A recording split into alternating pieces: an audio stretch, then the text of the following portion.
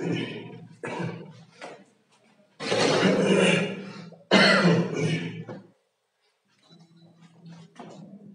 বন্ধুরা, আশা করি তোমরা ভালো আছো, সুস্থ আছো, আর নিশ্চয়ই আমার ক্লাসের জন্য অপেক্ষা করেছো এতক্ষণ। তো যারা যুক্ত হয়েছে সবাইকে আমি শুভেচ্ছা জানাচ্ছি, স্বাগত জানাচ্ছি। আশা করছি আরো অনেকেই ইতিমধ্যে যুক্ত হয়ে পড়বে। আমরা ব্যাকরণ কোর্সের প্রায় শেষ প্রান্তে উপনীত অবস্থায় আছি।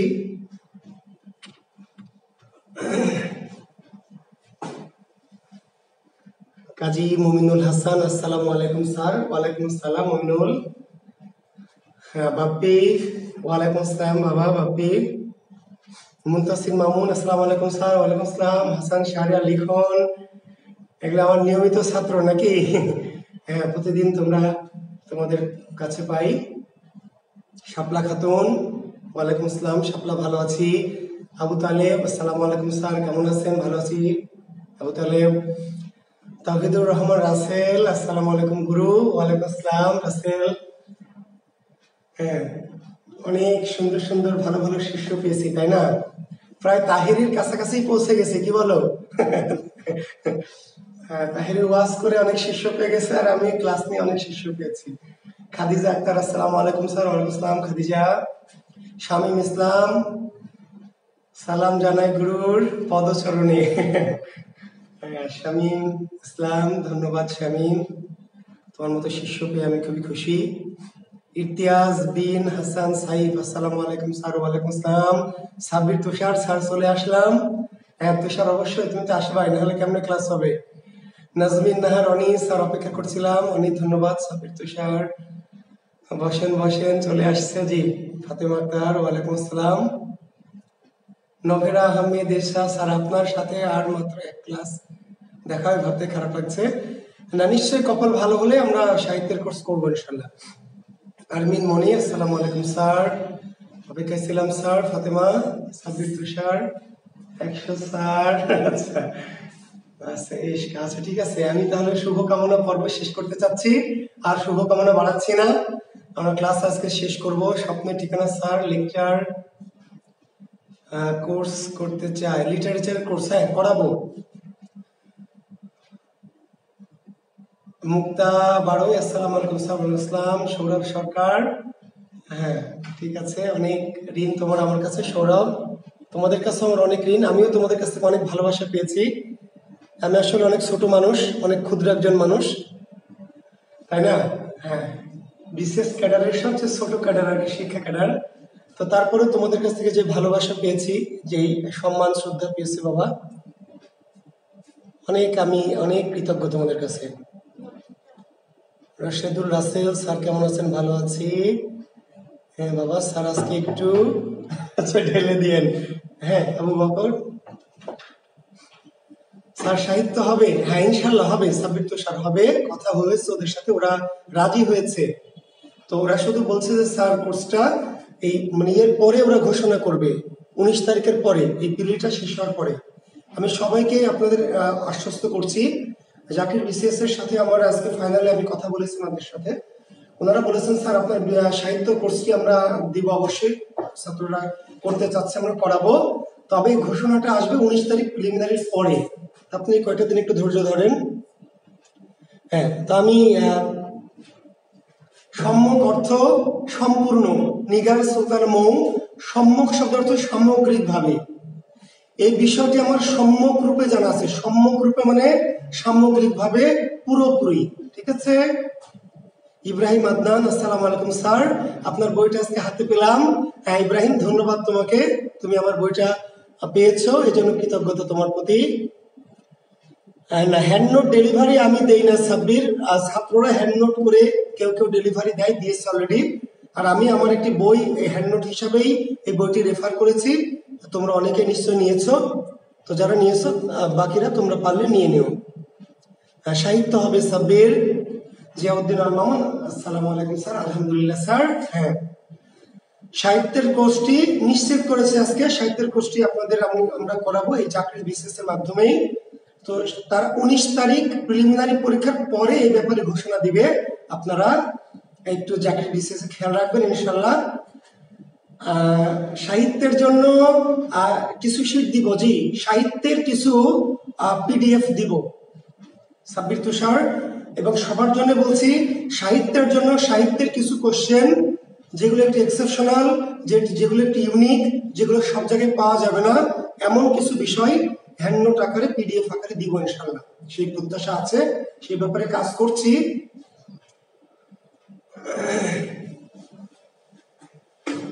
জি 2-1 মাস থাকবে, অবশ্যই থাকবে। কোর্সটা কত টাকা হবে? খুব বেশি না, এতে আমরা যেহেতু এই সাইটে আমরা কোর্সটা নিশ্চয়ই খুব বেশি হবে না, 1000 টাকার নিচেই থাকবে ইনশাল্লাহ। আমার একটা বিশ্বাস সাহিত্যের কোর্সটি 1000 টাকার নিচেই থাকবে। আর ঠিক কত এখন এক্সাক্ট আমি বলতে পারবো না, কারণ সাহিত্যের কোর্সটা আর একটু ডিউরেশনটা বেশি হবে, তো 40টার মতো ক্লাস নিব, 40 বা 45। তো সেক্ষেত্রে এটার চেয়ে একটু হয়তো বাড়বে, তবে কোনো ক্রমে 1000 টাকার উপরে যাবে না, এটা আমি নিশ্চিত। জি ইনশাল্লাহ, দেখা যাক কি হয়েছে দাঁড়ায় শেষ পর্যন্ত। তো ধন্যবাদ, আমি কথাটা শেষ করছি এবং ক্লাস করব। শুরুতেই লিখবেন হচ্ছে ধাতু। হ্যাঁ একটু দ্রুত লিখে ফেলেন ধাতু। জি আর আপনার আজকে আর কি পড়া আপনাদের ব্যাকরণ থেকে বাকি আছে একটু আমাকে একটু নোট ডাউন দেবেন। অর্থাৎ ব্যাকরণ আমি প্রায় শেষ করেছি, বাট আপনাদের মাথায় যদি কিছু থাকে কোনো বিষয় যেগুলো আমি বলিনি বা পড়াইনি, তাহলে আমাকে একটু কমেন্টসে লিখবেন, আমি পড়াবো। আমি শুরু করছি ধাতু দিয়ে। লেখেন ক্রিয়ার মূল অংশকে বলা হয় ধাতু। ক্রিয়াপদের মূল অংশকে বলা হয় ধাতু। ক্রিয়াপদের মূল অংশকে বলা হয়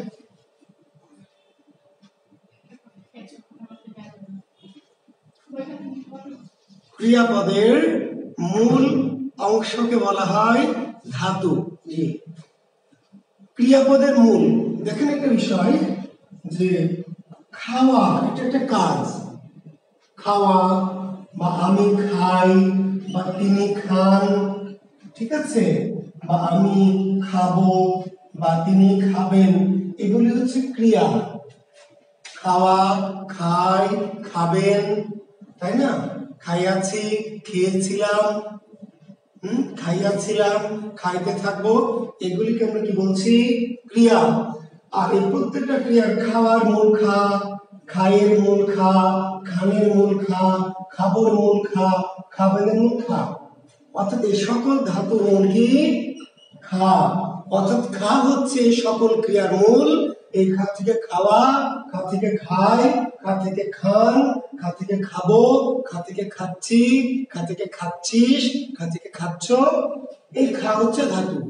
ক্রিয়ার মূল অংশকে বলা হয় ধাতু। জি তো ধাতু 3 প্রকার, লিখে নেন। ধাতু কয় প্রকার? ধাতু 3 প্রকার। নত্যবিধান সত্যবিধান করিয়েছি তো রিমন, তুমি কোথা থেকে আসছো? নত্যবিধান সত্যবিধান করিয়েছি। একটির নাম হচ্ছে লেখেন মৌলিক ধাতু। এটা হচ্ছে মৌলিক ধাতু, একটি হচ্ছে সাধিত ধাতু, আর একটি হচ্ছে যৌগিক বা সংযোগমূলক ধাতু। ধাতু 3 প্রকার। ধাতু কি 3 প্রকার? একটি হচ্ছে মৌলিক ধাতু, একটি সাধিত ধাতু, একটি হচ্ছে যৌগিক বা সংযোগমূলক ধাতু। তাহলে মৌলিক ধাতু কি? লেখেন খুবই সিম্পল। মৌলিক কি? মৌলিক তো আমরা আগে বার করেছি। মৌলিক মানে যে ধাতুকে বিশ্লেষণ করা যায় না, যে ধাতুকে আর বিশ্লেষণ করা যায় না। সংখ্যাবাচক শব্দ বাকি আছে, ধন্যবাদ।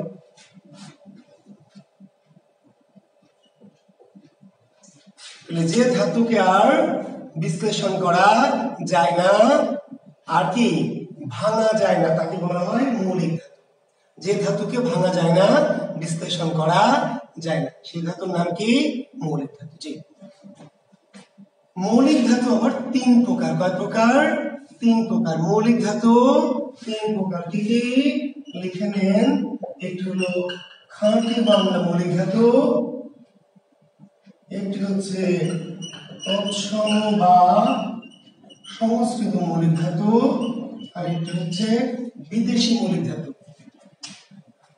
এত ভালোবাসা উঠতেছে কেন? হ্যাঁ, মোবাইলে খালি ভালোবাসা উঠতেছে। অনেক ভালোবাসা আপনাদের পেয়ে আমি আপ্লুত। জি,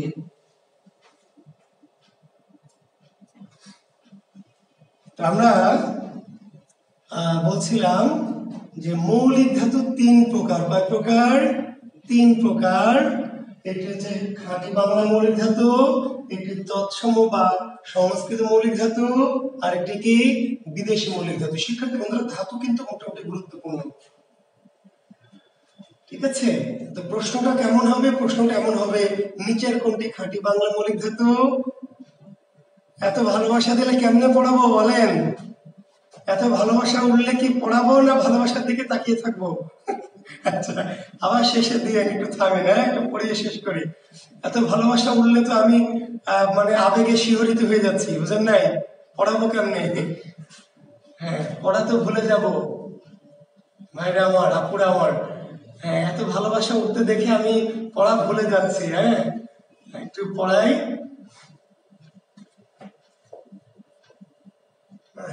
আচ্ছা, তো ঠিক আছে। হ্যাঁ, উক্তি নিলাম। জি, আচ্ছা, অনেক ধন্যবাদ, অনেক ধন্যবাদ। একটু থামেন এবার, আমি একটু পড়াই ভাই, শেষে আবার নেবো ভালোবাসা। জি, হ্যাঁ, সমর্থক শব্দের নিয়ম দেখাতে চেয়েছি, দেখাবো। যে আমি এগুলো নোটস নিচ্ছি, আমি এগুলো শেষে করাবো। আচ্ছা, তাহলে আমরা কি বলছিলাম?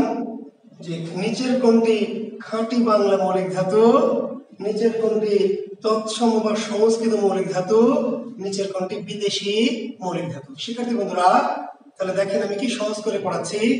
যেগুলো খ দিয়ে থাকবে সেগুলো খাঁটি বাংলা ধাতু, যেগুলো ত দিয়ে থাকবে সেগুলো তৎসম ধাতু, আর যেগুলো ব দিয়ে থাকবে সেগুলো বিদেশি ধাতু।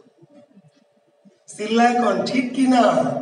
না, ঠিক না, কারণ ভুয়া মেথড। এমন হলে ভালো হইতো, এমন হলে কি ভালো হতো? আমি যদি ব্যাকরণবিদ হতাম তাহলে এমনই নিয়ম বানাতাম যে খ দিয়ে খাঁটি বাংলা, ত দিয়ে তৎসম, ব দিয়ে বিদেশি। কিন্তু এমন নাই। কি করতে হবে তাহলে? ওই যে এটিএম মেথড। কি মেথড? এটিএম। খাঁটি বাংলা ধাতু কোনগুলি? লিখে নেন, খাঁটি বাংলা ধাতু। খাঁটি বাংলা ধাতু কাঠ, কাদ, জান, নাচ, গাঁথ এবং আখ। খাঁটি বাংলা মৌলিক ধাতু কোনগুলি?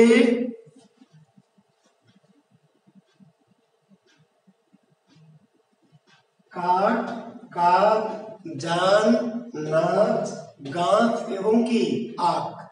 কাঠ, কাদ, জান, নাচ, গাঁথ, আখ। তাহলে প্রশ্ন হবে এমন যে খোকা কাঁদতে লাগলো, খোকা কাঁদতে লাগলো, এই বাক্যে কোন ধাতু আছে? খোকা কাঁদতে লাগলো কোন ধাতু? খাঁটি বাংলা মৌলিক ধাতু। মেয়েটি নাচতে নাচতে ঘরে ঢুকলো কোন ধাতু? খাঁটি বাংলা মৌলিক ধাতু।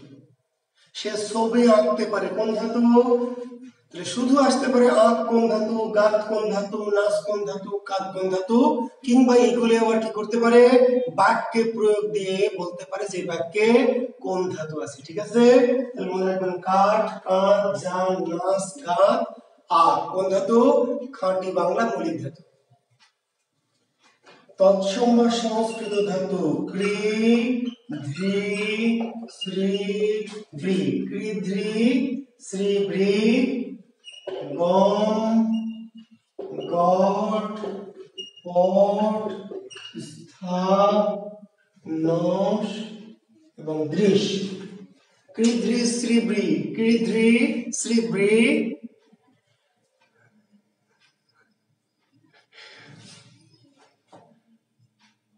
ক্রি, ধৃ, শ্রী, বৃ, গম, গট, পট, স্থা, নস, দৃশ। হ্যাঁ, সে আমাকে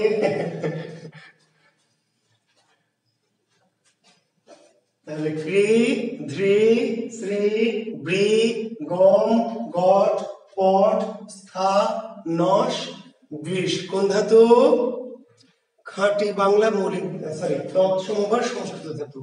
এখন ধরেন আমরা যখন বলেছি করণীয়, শিক্ষার্থী বন্ধুরা একটু মনোযোগ দেন যে করণীয় শব্দে কোন ধাতু আছে, করণীয় শব্দে কোন ধাতু আছে, তাহলে কি বলবেন?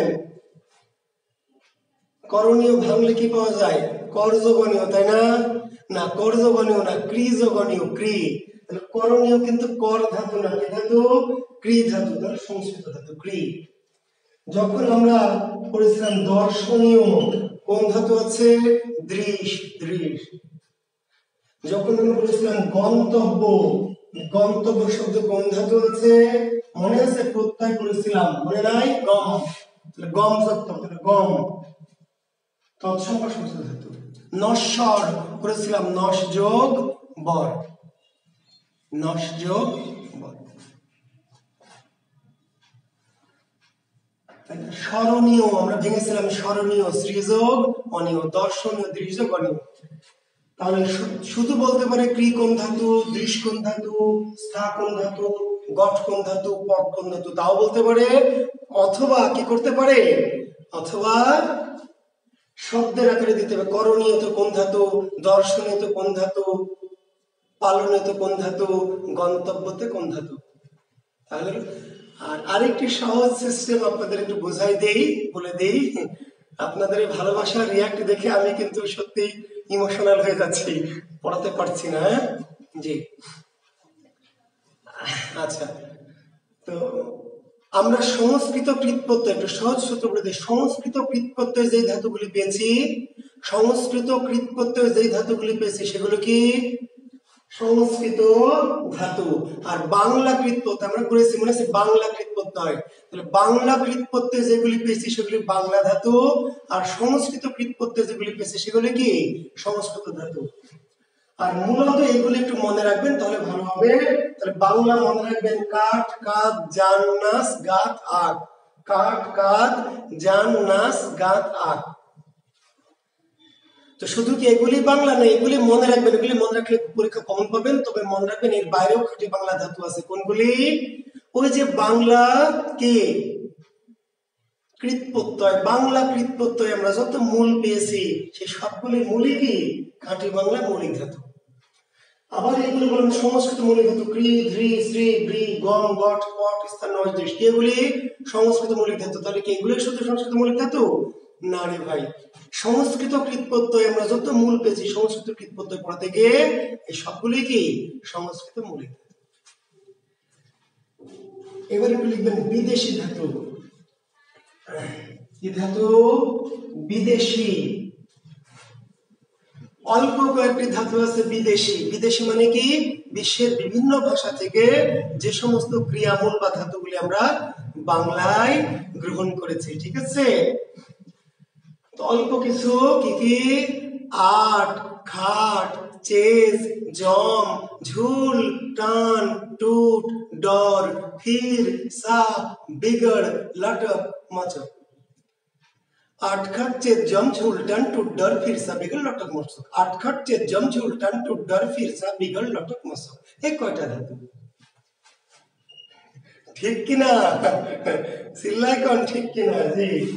এই যে আট, খাট, শেষ, জম, ঝুল, টান, টুট, ডর, ফির, सा, बिगड़, लट, मसक। জি, বসেন বসেন, বসে যান, থামেন একটু পড়াই ভাই, একটুখানি পড়িয়ে নি। জি,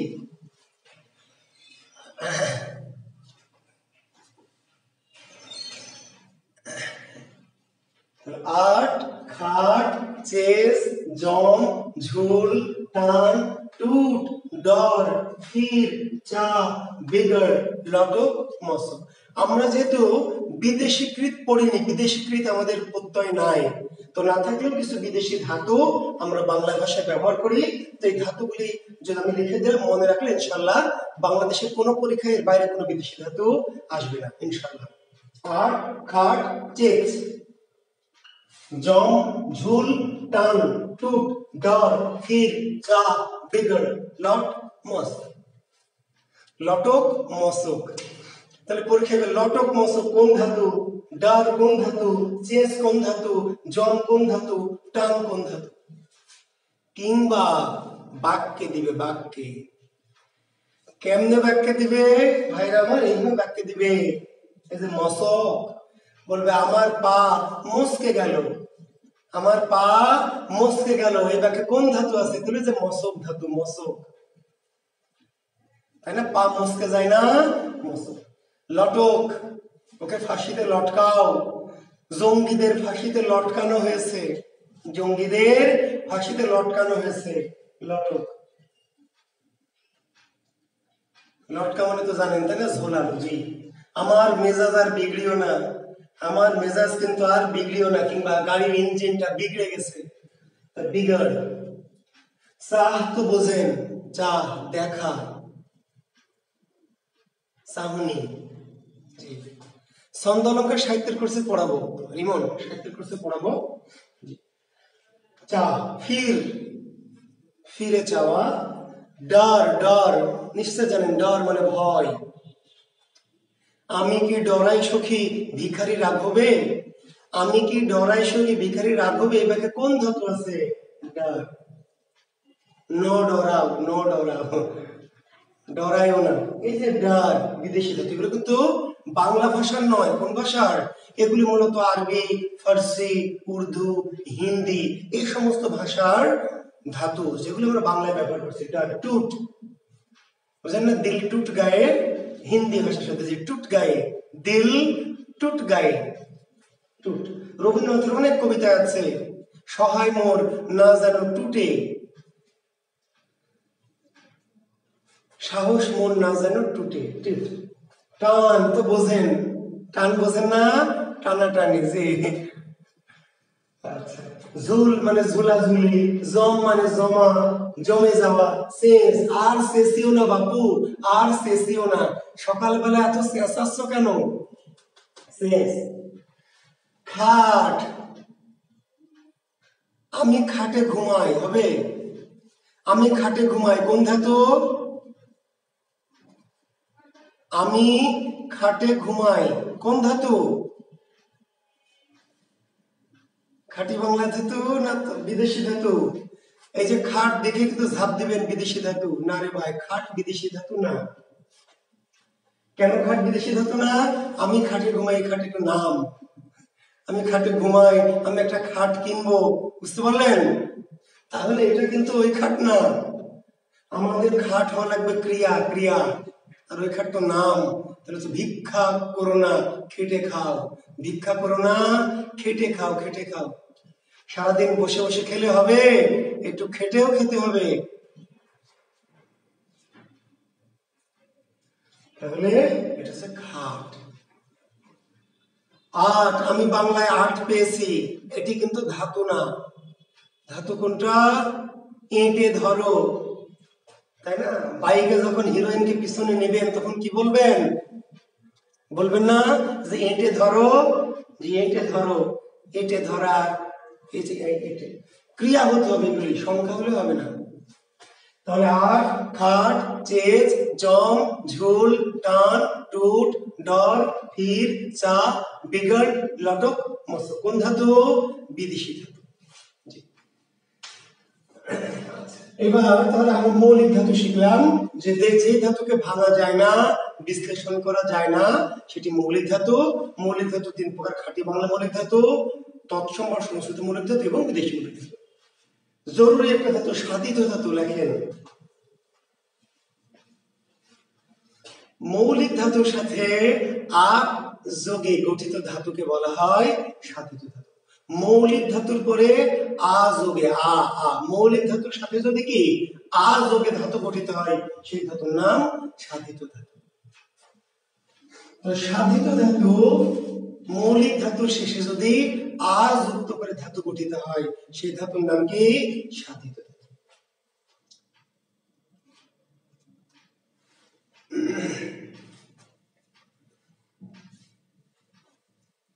ছন্দ অলংকার রূপ রস আমরা সাহিত্যের আলোচ্য বিষয় স্যার আমরা আলোচনা করব ছন্দ অলংকার রূপ রস। তো কবিতার মাত্রা আমাদের ছন্দের মধ্যে ছন্দ মাত্রা অমিত্রাক্ষর এগুলি আমরা সাহিত্য কোর্সের শুরুতে ইনশাআল্লাহ আমরা একটা কোর্স প্ল্যান দিয়েছি অলরেডি। আমি জাকির বিসিএস কোর্স প্ল্যানটা জমা দিয়েছি, ওরা তোমাদেরকে দেখাই দিবে, হ্যাঁ এটা দিয়ে দিবে। আমি সকল কোর্স প্ল্যান সাজিয়ে দিয়েছি, তোমরা দেখলেই বুঝতে পারবা।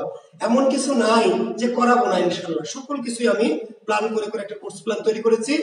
আমি জাকির বিসিএস এ দিয়েও দিয়েছি, ওরা 19 তারিখের পরে ওটা কোর্স প্ল্যানটা বিজ্ঞাপন আকারে দিয়ে দিবে। হ্যাঁ আমি তো বললাম রেমন এই 19 তারিখের পরে ঘোষণাটা আসবে, 19 তারিখের পিরিয়ডের পরেই ঘোষণা আসবে। জি আমি সারা জীবন আপনাদের শিক্ষক, একদিনের শিক্ষক মানেও সারা জীবনের শিক্ষক। জি আমি সারা জীবন আপনাদের শিক্ষক। জি ইনশাআল্লাহ। সাধিত ধাতু 3 প্রকার লেখেন, একটি হলো নাম ধাতু, একটি হলো প্রযোজক ধাতু, একটি হলো কর্মবাচ্যক ধাতু। সাধিত ধাতু 3 প্রকার, সাধিত ধাতু 3 প্রকার, সাধিত ধাতু 3 প্রকার, একটি নাম ধাতু, একটি প্রযোজক ধাতু, একটি হচ্ছে কর্মবাচ্যের ধাতু। কর্মবাচ্যের ধাতু। তো নাম ধাতুর সংজ্ঞাটা একটু লিখবেন।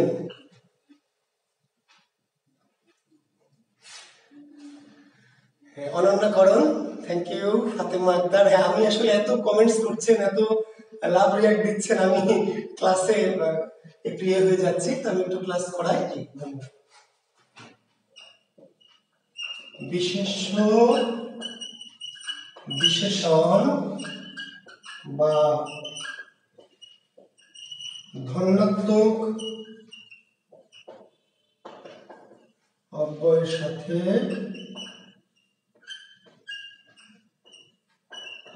প্রত্যয় যোগে গঠিত ধাতুকে বলা হয়। একটু গুরুত্বপূর্ণ জিনিস, একটু নোটস করবেন।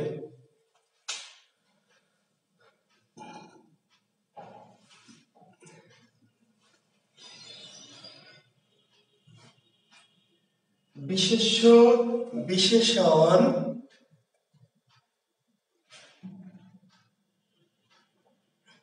কেন পাওয়া যাবে না? মাহফুজুল হক গ্রুপে পাওয়া যায়, তুমি খুঁজে পাওনি। গ্রুপে অন্তত যত ক্লাস নিয়েছি ব্যাকরণের সবগুলি ক্লাসই আছে। আচ্ছা, বিশেষ্য বিশেষণ বা ধনাত্মক অব্যয়ের সাথে প্রত্যয় যোগে, ভালো করে মনোযোগ ধরে, জটিল জিনিস। আমি এখন যেটা করছি নাম ধাতু, এটা একটু জটিল, আপনাদের কনসেন্ট্রেশন কমে গেলে কিন্তু বুঝাতে পারবো না।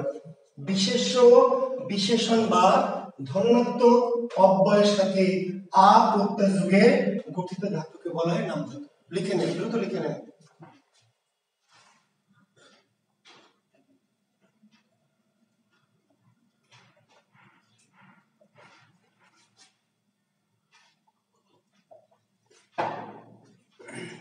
বিশেষ্য বিশেষণ বা ধনাত্মক অব্যয়ের সাথে প্রত্যয় যোগে গঠিত ধাতু বলে নাম ধাতু। নাম ধাতু কিন্তু আসলে ধাতু না শিক্ষার্থী বন্ধুরা, নাম ধাতু প্রকৃতপক্ষে ধাতু নয়। নাম ধাতু প্রকৃতপক্ষে কোনো ধাতু নয়। কি এটি? এটি আসলে বিশেষ্য বিশেষণ বা অব্যয়। বিশেষ্য বিশেষণ বা অব্যয়, ঠিক আছে? তো এই যে বিশেষ্য বিশেষণ বা অব্যয়ের সাথে মাঝে মাঝে যুক্ত করে কি ধাতু গঠিত হয়, সেই ধাতুর নাম নাম ধাতু। আমি একটু উদাহরণ দেই। জি তাহলে আপনারা পরিষ্কার হয়ে যাবেন। জি দেখেন শিক্ষার্থী বন্ধুরা, ভালো করে মনোযোগ দিন। একটা শব্দ হচ্ছে বেদ। বেদ কি কোনো কাজ না নাম? বেদ কিন্তু কোনো কাজ না, বেদ হচ্ছে একটা জিনিসের নাম, বেদ। কিন্তু বেতের সাথে আ যুক্ত করে দাঁড়াচ্ছে বেতা। বেতা এবার হয়ে গেছে কাজ। আচ্ছা বেতা, বেটাকে বেতা, বেতা বিটিকে বেতা। প্রাচীন সাহিত্যে আছে বেতা, বেতা মানে মার, বেতা বেটিরে বেতা। পাঁচজি বেটি লাল সারা উপন্যাসে আছে, বেতা বেটিরে বেতা। বেতা, বেত জোবা ইজকাল টু কি বেতা।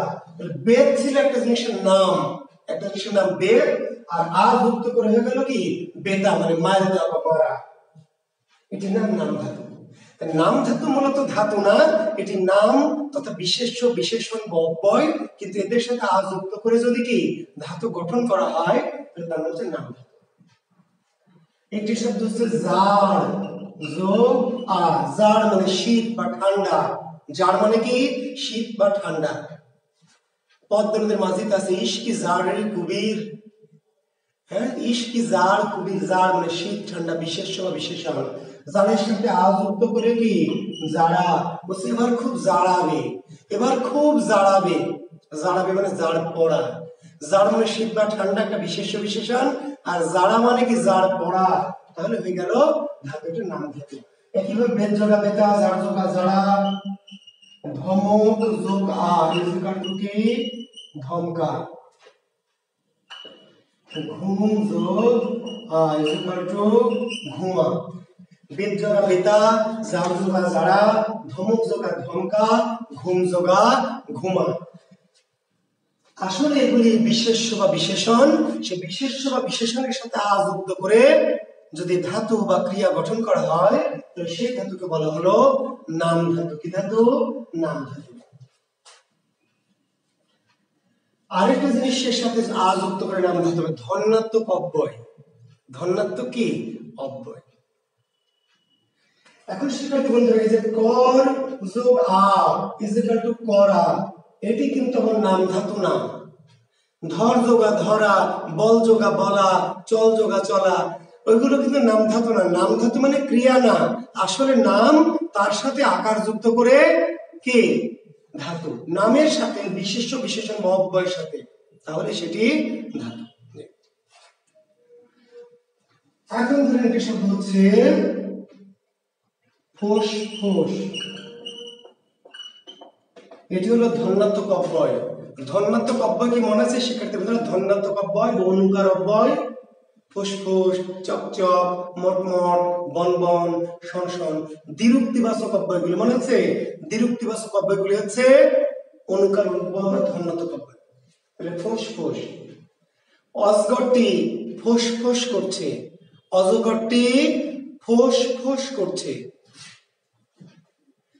তাহলে করছে হচ্ছে ক্রিয়া, করছে ক্রিয়া, কি করছে ফুসফুস, অব্যয় ধন্যাত্মক অব্যয়। ফুসফুস কিন্তু ওখানে ধাতু না, করছেটা ধাতু বা ক্রিয়া, ফুসফুসটা অব্যয়। কিন্তু অজগরটি ফুসফুসায়, অজগরটি ফুসফুসাচ্ছে। তাহলে ফুসফুস, এবার অজগরটি ফুসফুসাচ্ছে, এবার ক্রিয়া কোনটা? ফুসফুসাচ্ছে ক্রিয়া। ভালো করে মনোযোগ দেন, ভুলে পরীক্ষার ভুল করবেন। এগুলো ছোটখাটো জিনিস হয়তো আসবে না, কিন্তু যদি আসে তাহলে কিন্তু ভুল করবেন, কারণ এইগুলি প্রচলিত বই পুস্তকে তো ক্লিয়ার করে বলা নাই। অজগরটি ফুসফুস করছে, এই ক্ষেত্রে কিন্তু নাম ধাতু নাই। করছেটা নাম ধাতু না, করছেটা স্বাভাবিক ধাতু। কেমন করছে? ফুসফুস, একটা ধন্যাত্মক অব্যয়। কিন্তু অজগরটি ফুসফুসাচ্ছে, অজগরটি ফুসফুসাচ্ছে। এবার ধাতুটাই হলো ফুসফুসাচ্ছে। জুয়েল কিবরিয়া বক বক করছে, করছেটা ক্রিয়া, কি করছে? বক বক, ক্রিয়া বিশেষণ কিংবা অনুকার অব্যয়, বক বক করছে। জুয়েল কিবরিয়া খালি বক বকায়, জুয়েল কিবরিয়া সারাদিন কি বক বকায়, এবার ক্রিয়াটাই বক বকা। ধন্যাত্মক অব্যয়ের সাথে আকার যুক্ত করলে কি এটা অব্যয় না থেকে নিজে একটা কি ক্রিয়া বা ধাতু হয়ে যায়। গহনাটা চকচক করছে, গহনাটা কি চকচক করছে, করছেটা ক্রিয়া, কি করছে? চকচক, ক্রিয়া বিশেষণ কিংবা অনুকার অব্যয়। এবার বলছে গহনাটা চকচকাচ্ছে, চকচকাচ্ছে। ডালগুলি মটমটাচ্ছে, সূর্য গন গন করছে, এটা কিন্তু অনুকার অব্যয়, এটা কিন্তু মানে নাম ধাতু না, অনুকার অব্যয়, গন গন করছে। তাহলে নাম ধাতু কি হবে? সূর্যটা গন গনাচ্ছে, আগুন একেবারে গন গনাচ্ছে, বাতাস একেবারে শন শোনাচ্ছে। বাতাস যদি তাহলে আমি বোঝাতে চাচ্ছি যে যখন শন করছে, বন বন করছে, মটমট করছে, ফুসফুসন করছে, এটা ক্রিয়া, আর এগুলো হচ্ছে ক্রিয়া বিশেষণ অনুকার অব্যয়। কিন্তু এই অনুকার অব্যয়ের সাথে যখন আকার যুক্ত করা থাকবে, ফুসফুসাই, গনগনাই, বনবনাই, গনগনাচ্ছে, তখন আকার যুক্ত করলে এটি তখন নিজেই কি ক্রিয়া হয়ে যাবে, ধাতু হয়ে যাবে, এটি তখন হয়ে যাবে নাম ধাতু। তাহলে অল্প কয়েকটি শব্দ যারা বিশেষ্য বিশেষণের সঙ্গে আকার যুক্ত করে ধাতু, আর এই কিছু শব্দ আছে অনুকার অব্যয়। যত অনুকার অব্যয় আছে, যত অনুকার বা ধনাত্মক অব্যয় আছে, সবার সাথে আকার যুক্ত করলে ওটি অব্যয় থেকে নিজেই কি একটা ক্রিয়া বা ধাতু হয়ে যাবে, সেটির নাম নাম। প্রযোজক ধাতু অলরেডি আমরা করে ফেলেছি। কখন করেছি? প্রযোজক ক্রিয়া যখন পড়িয়েছি। প্রযোজক ধাতু অলরেডি আমি করিয়েছি। কখন করিয়েছি? হ্যাঁ, সৌরভ সৌরভ বুকটি চিনচিনাচ্ছে, গুড। কিন্তু চিনচিন করছে, তখন কিন্তু ধাতু হয়নি, করছে এটা ধাতু, তখন নাম ধাতু, এমনি ধাতু। আর চিনচিন হলো অনুকর অব্যয়, বুকটা চিনচিনাচ্ছে, মাথাটা বন বনাচ্ছে। আচ্ছা, তাহলে প্রযোজক ধাতু কখন করেছি? প্রযোজক ক্রিয়া। কেউ কাউকে দিয়ে যদি কোনো কাজ করিয়ে নেয়, মনে আছে? কেউ যদি কাউকে দিয়ে কোনো কাজ করিয়ে নেয়, তাহলে প্রযোজক ক্রিয়া। আর প্রযোজক ক্রিয়ায় যে ধাতু আছে সেই ধাতুর নাম কি? প্রযোজক ধাতু। সাপুড়ে সাপ খেলায়, খেলায় কিন্তু, এবং দেখেন এদের সাথে অবশ্য আকার যুক্ত থাকতে হবে। প্রযোজক ধাতুর সাথে আকার যুক্ত থাকতে হবে না? তাহলে কেন? ওদের সাধিত ধাতু আকার যুক্ত না করে ধাতু কখনোই হবে না। সাপ খেলে, তাহলে আর হবে না। সাপুড়ে খেলে, তাহলে সাপুড়ে সাপ খেলায়। মা ও শিশু চাঁদ দেখে, তাহলে প্রযোজক হবে না। মা শিশুকে চাঁদ দেখায়, তাহলে দেখের পরে কি আ। তাহলে সাধিত ধাতু হতে হলে অবশ্যই সাথে কি লাগবে? আকার লাগবে। শিক্ষক ছাত্রকে ব্যাকরণ পড়ায়, রাখাল গরুকে ঘাস খাওয়ায়, মনুমিয়া বাদরকে নাচায়। যদি কেউ কাউকে দিয়ে কোনো কাজ করিয়ে নেয়, তাহলে সেই কাজটির নাম প্রযোজক ক্রিয়া। আর প্রযোজক ক্রিয়া তৈরি হয়েছে কি দিয়ে? প্রযোজক ধাতু দিয়ে। প্রযোজক ধাতু আপনাকে আলাদা করে মনে রাখার দরকার নাই। প্রযোজক ক্রিয়া যদি বোঝেন, তাহলে ওই বাক্যগুলি যদি বলে কোন ক্রিয়া, তাহলে প্রযোজক ক্রিয়া, আর যদি বলে কোন ধাতু, তাহলে প্রযোজক ধাতু। বুঝতে পারলেন? মানে প্রযোজক ক্রিয়া তৈরি হতে হলে কি লাগবে? প্রযোজক ধাতু লাগবে। জি। কর্মবাচ্যের ধাতু, এটি আসলে একটা ভুয়া ধাতু, উদাহরণ তেমন নাই। একটি উদাহরণ বলে দিচ্ছি। বাংলাদেশের যে কোনো পরীক্ষা যদি কর্মবাচ্যের ধাতু আসে, তাহলে প্রশ্ন আউট। কর্মবাচ্যের ধাতু বাংলাদেশের যে কোনো পরীক্ষায় যদি কর্মবাচ্যের ধাতু আসে, যেটা উদাহরণ দেবো তার বাইরে আসবে না। যদি আসে আমাকে ফোন দিবেন যে স্যার আপনার একটা ভুয়া টিচার, যা বলেছেন আসেনি। কর্মবাচ্যের ধাতু না এলে আমার কিছু করার নাই। যদি কর্মবাচ্যের ধাতু আসে, তাহলে এই বাক্যটা দিবে, যা কিছু হারাই গিন্নি বলে কেষ্টা বেটায় চোর। যা কিছু হারায় গিন্নি বলেন কেষ্টা বেটায় চোর। যা কিছু হারায় গিন্নি বলেন কেষ্টা বেটায় চোর। বাক্যটি এই বাক্যে কোন ধাতু আছে? বলবেন কর্মবাচ্যের ধাতু। কোন ধাতু? বা নিচের কোন বাক্যটি কর্মবাচ্যের ধাতুর উদাহরণ? এই বাক্যটা মনে রাখলে কাহিনী। হ্যাঁ, 2 বিঘা জমি। যা কিছু হারায় না, 2 বিঘা জমি না, অনন্যাকরণ, এটা পুরাতন ভিত্ত। অনন্যাকরণ, এটা 2 বিঘা জমি না, এটা পুরাতন ভিত্ত কবিতার, পুরাতন ভিত্ত, ওই একই চিত্রকাব্যের পুরাতন ভিত্ত। যা কিছু হারায় গিন্নি বলেন কেষ্টা বেটায় চোর, এটি রবীন্দ্রনাথের পুরাতন ভিত্ত নামে চিত্রকাব্যের আরেকটি কবিতা। তো কর্মবাচ্যের ধাতুকে এই জন্য অনেকেই আলাদা ধাতু বলে স্বীকার করতে চান না। কেউ কেউ এটাকে বললেন প্রযোজকের একটা অংশ। তো যদি কখনো এমন পরীক্ষা হয় যে কর্মবাচ্যের ধাতুকে কোন ধাতুর অংশ বলে মনে করা হয়, তাহলে বললেন প্রযোজক ধাতু। কারণ এখানেও এই যে হারায়, ওখানে যেমন দেখায়, নাচায়, পড়ায়, ঠিক আছে, তেমনি আহারে। আরেকটি উদাহরণ আছে কর্মব্যস্তের, যদি আসবে না তো একটু লিখে দিচ্ছি, লিখে নেন। কাজটি ভালো দেখায় না। কাজটি ভালো দেখায় না। হ্যাঁ, অনন্য কারণ দুটি দারুণ কবিতা, চিত্রকাব্যের দুটি একেবারেই খুবই মানে মনোমুগ্ধকর কবিতা, খুবই আত্মিক কবিতা। 2 বিঘা জমি প্লাস এই পুরাতন ভৃত্য। তো 2 বিঘা জমিটা যত জনপ্রিয়তা পেয়েছে, পুরাতন ভৃত্যটা তো জনপ্রিয়তা পায়নি, এই লাইনটা বাদ দিয়েছি। কাজটি ভালো দেখায় না, এই দুটি বাক্য মনে রাখবেন, কর্মব্যস্তের ধাতু, যদিও এই বাক্যটি পরীক্ষায় আসবে।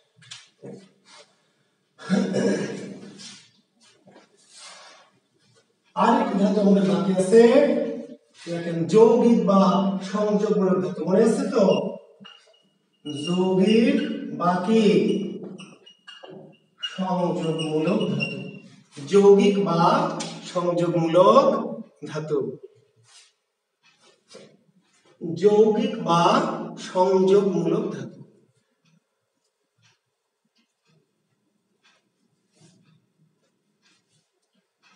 যৌগিক বা সংযোগমূলক ধাতু। আচ্ছা, ভালো করে মনোযোগ দিয়ে শুনবেন, এই সংজ্ঞাটা লিখে নেন। কর, হ, খা, যা, পা, দে ইত্যাদি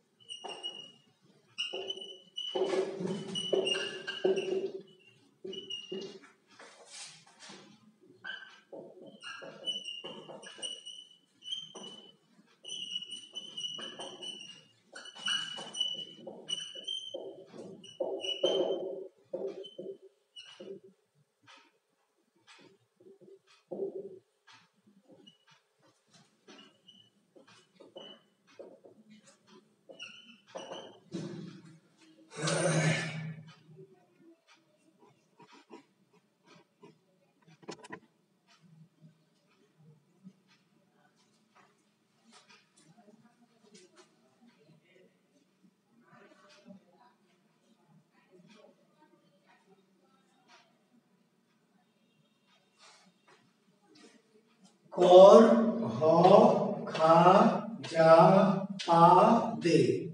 কর, হ, খা, যা, পা, দে ইত্যাদি মৌলিক ধাতু যদি নিজে অর্থ প্রকাশ করতে না পেরে পূর্বের কোন শব্দের সাথে যুক্ত হয়ে অর্থ প্রকাশ করে। আমি ব্যাখ্যা দিয়ে সহজ করে দেব, বাট সংজ্ঞাটা একটু লিখে নিন। কর, হ, খা, যা, পা, দে ইত্যাদি মৌলিক ধাতু যদি নিজে অর্থ প্রকাশ করতে না পেরে পূর্বের কোন শব্দের সাথে যুক্ত হয়ে অর্থ প্রকাশ করে, তাকে যৌগিক বা সংযোগমূলক ধাতু বলে। না, কর, হ, খা, যা, পা, দে যৌগিক ধাতু না, সরল সরকার। কর, হ, খা, যা, পা, দে এটা মৌলিক ধাতু না, এটি যৌগিক ধাতু না। এরা যখন নিজে অর্থ প্রকাশ করতে না পেরে অন্য কারোর সাথে যুক্ত অবস্থায় ধাতু গঠন করবে, তো সেটা এত সহজে সংজ্ঞা দিয়ে বোঝা যাবে না। আমি উদাহরণ লিখবো, মুছে দিলাম যে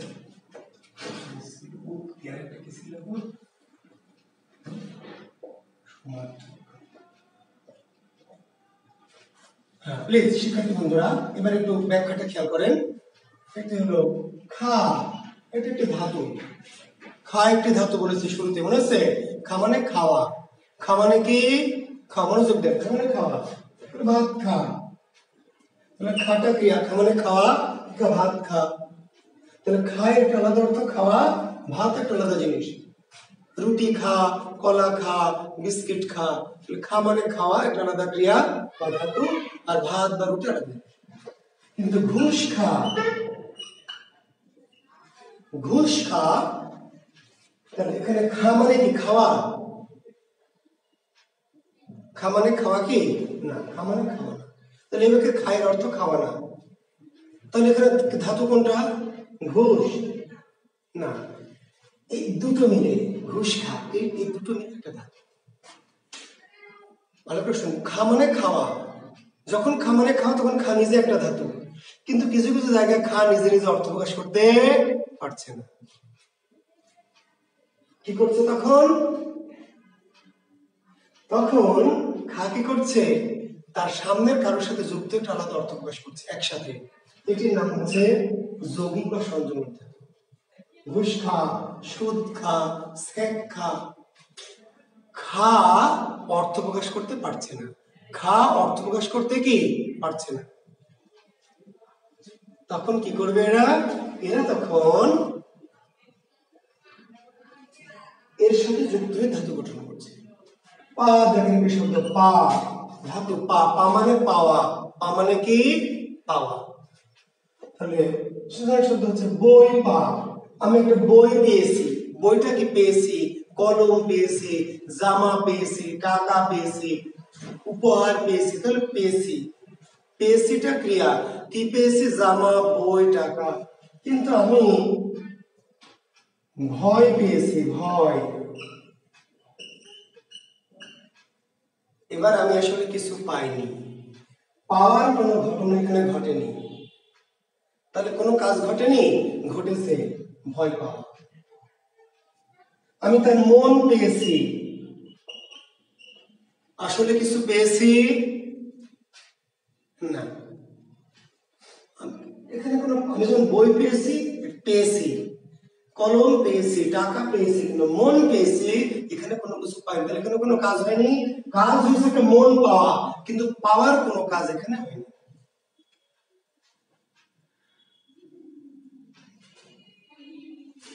লজ্জা পাও, ঠিক আছে। যা, যা মানে যাওয়া, যা মানে কি? যা মানে যাওয়া, যাওয়া। এখন যা মানে যাওয়া, তাহলে বাড়ি যা, তাহলে বাড়িতে যাবেন, বাজারে যা, বাগানে যা, স্কুলে যা। কিন্তু গোল্লায় যা, গোল্লায় যা, তাহলে এবার যা মানে যাওয়া না, তাহলে যা এখানে অর্থ প্রকাশ করেনি, তাহলে কি এখানে কোনো ক্রিয়া হয়নি? হয়েছে। ক্রিয়া কোনটা? গোল্লায় যাওয়া। যাওয়া শুধু ক্রিয়া না, ক্রিয়া কি? গোল্লায় যাওয়া। মানে মৌলিক ধাতুগুলি মাঝে মাঝে কিছু কিছু জায়গায় নিজের অর্থ প্রকাশ করতে পারবে না, কেন? ওখানে ওই অর্থে সে বসেনি। তখন সে কি করছে? তার সাথে বা পূর্বের কোন একটা শব্দকে নিয়ে একটা আলাদা অর্থ প্রকাশ করছে, তখন সেটি হয়ে যাবে যৌগিক বা সংযোগমূলক ধাতু।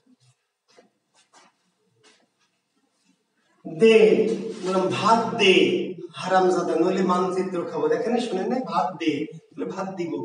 তরকারি দে, রুটি দে, বই দে, তোর দিবেন। এবার বললাম প্রেম দে, তো কি করবেন? কি দিবেন? আপনার বন্ধু আপনাকে বলছে যে প্রেম দে,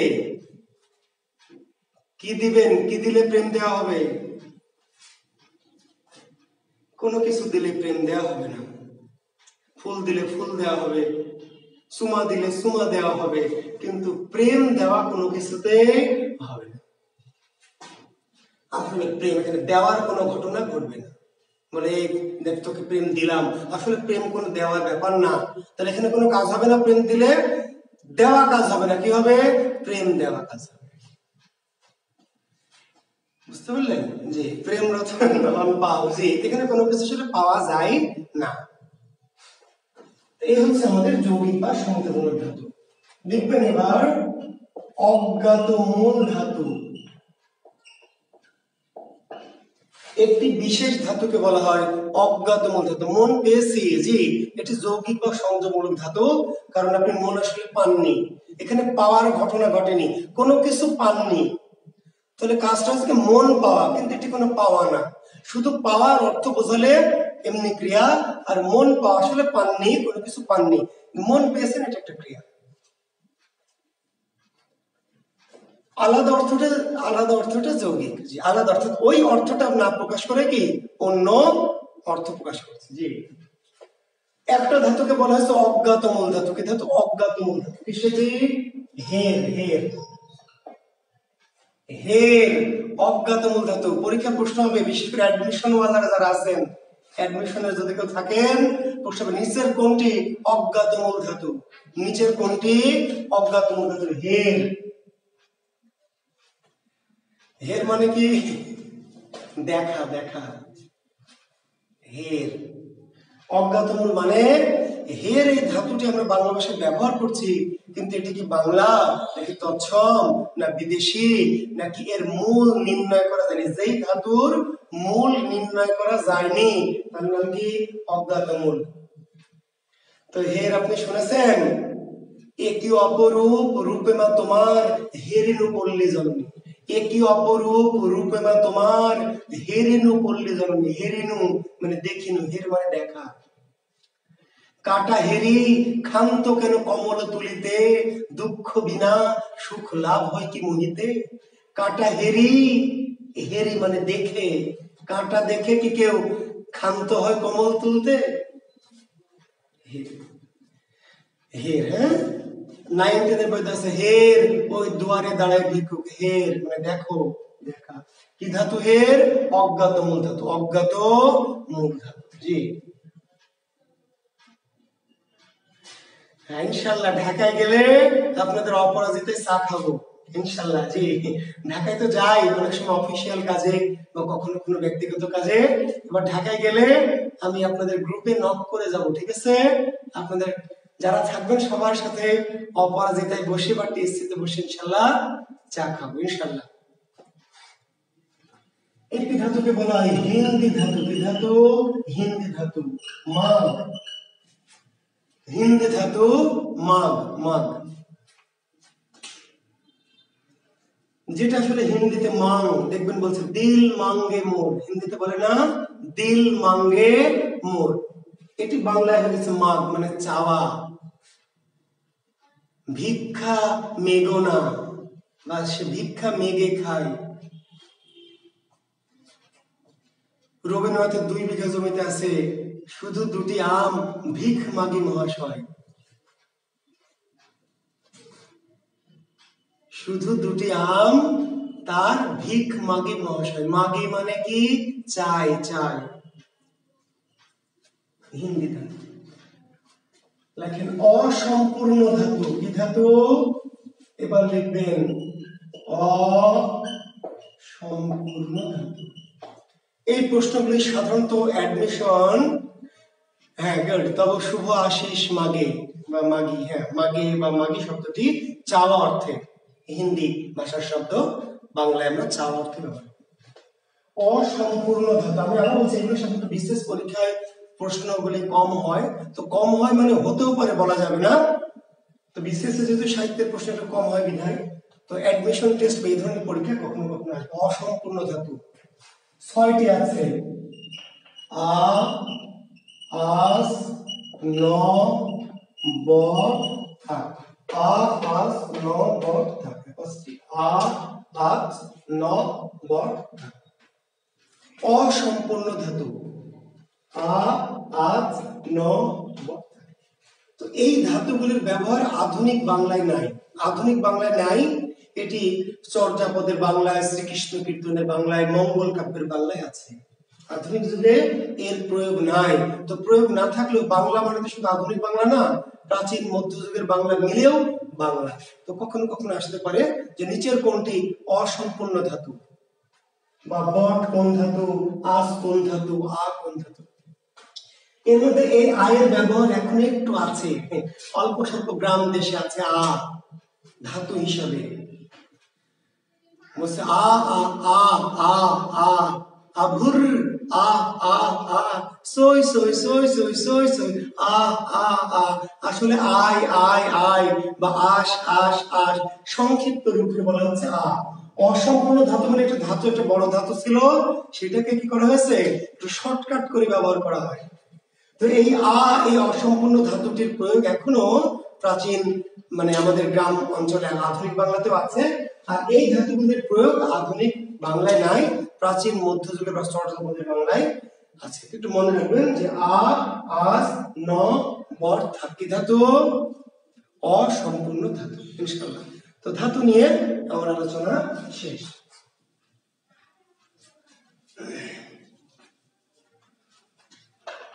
লেখেন সংখ্যা, সংখ্যা বাচক সংখ্যা। ছোট্ট একটি টপিক, ছোট্ট। আ আ সই সই সই সই মানে হাঁসকে ডাকা হয় গ্রামের বাবা। আরেফিন আয়ান, গ্রামে হাঁস মুরগিকে ডাকা হয়। আ আ আ গরুকে ডাকা হয় আ আ আ। আ বলে গবাদি পশুকে ডাকা হয় আয়। আসলে আ মানে কি? আয় আয় আয়। তো আয় আয় না বলে অসম্পূর্ণ রূপে প্রয়োগ করা হয় আ আ আ।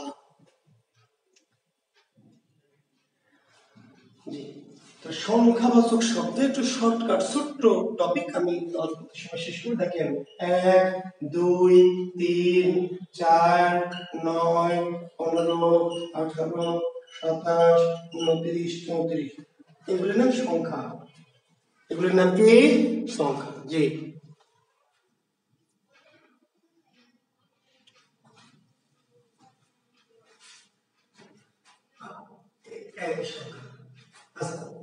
এইটা কি? এটা এক, ভালো করে তাকান, এটা এক। তাহলে এটা কি? এটা এক। এটা দুই, তাহলে এটা কি? এটা দুই। এটা তিন, তাহলে এটাও কি? তিন। পার্থক্য কি? পার্থক্য এটা হলো অঙ্ক, এটা কি? অঙ্ক। আর এটা হলো কথাই। এর নাম অঙ্কবাচক সংখ্যা, আর এর নাম কি? গণনা বা পরিমাণ।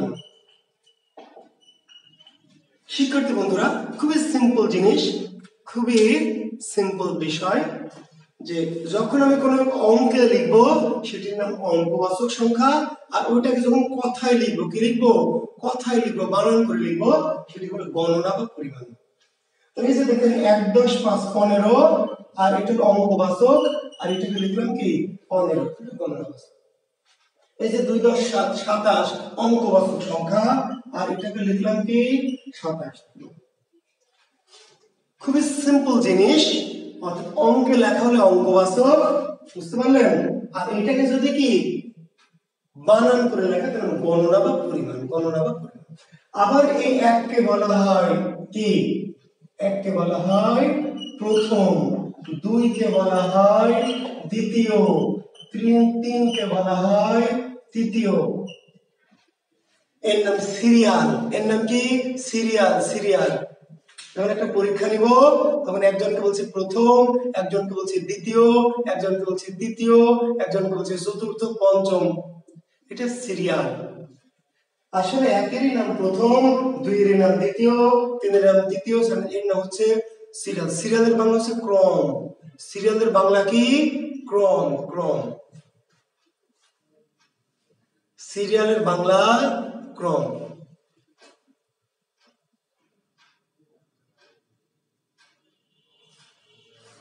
সিরিয়াল যেটা আমরা বলছি ইংরেজিতে, সিরিয়ালের নাম হচ্ছে ক্রম। এটার নাম হচ্ছে ক্রমবাচক। কি বাচক? ক্রম, বা কোন বই লেখা আছে পূরণ। ক্রম বা পূরণবাচক, ক্রম বা পূরণবাচক, ক্রম বা পূরণবাচক।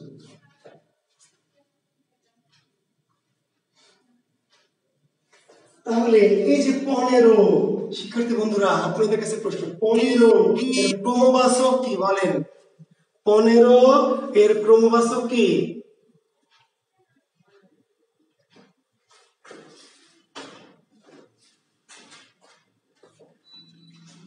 15 এর ক্রমবাচক পঞ্চদশ, তাই না? কি? পঞ্চদশ, পঞ্চদশ। জি, পঞ্চদশ, থ্যাংক ইউ। কারণ পঞ্চদশ। পরীক্ষা বলবে 25 এর ক্রমবাচক কি? 25 এর ক্রমবাচক কি? পঞ্চবিংশতি, পঞ্চবিংশতি।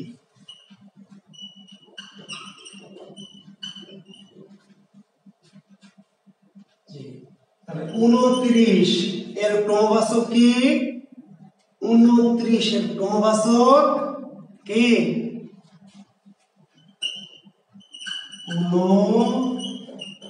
29,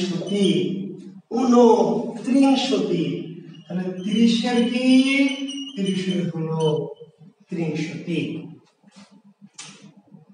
বেতাল পঞ্চবিংশতি, জি পঞ্চবিংশতি মানে 25, বেতালের 25টি গল্প, বেতালের 25টি গল্প। তো এই যে আমরা যে বলছি 29টি, এটি হচ্ছে ক্রম বা পূরণ।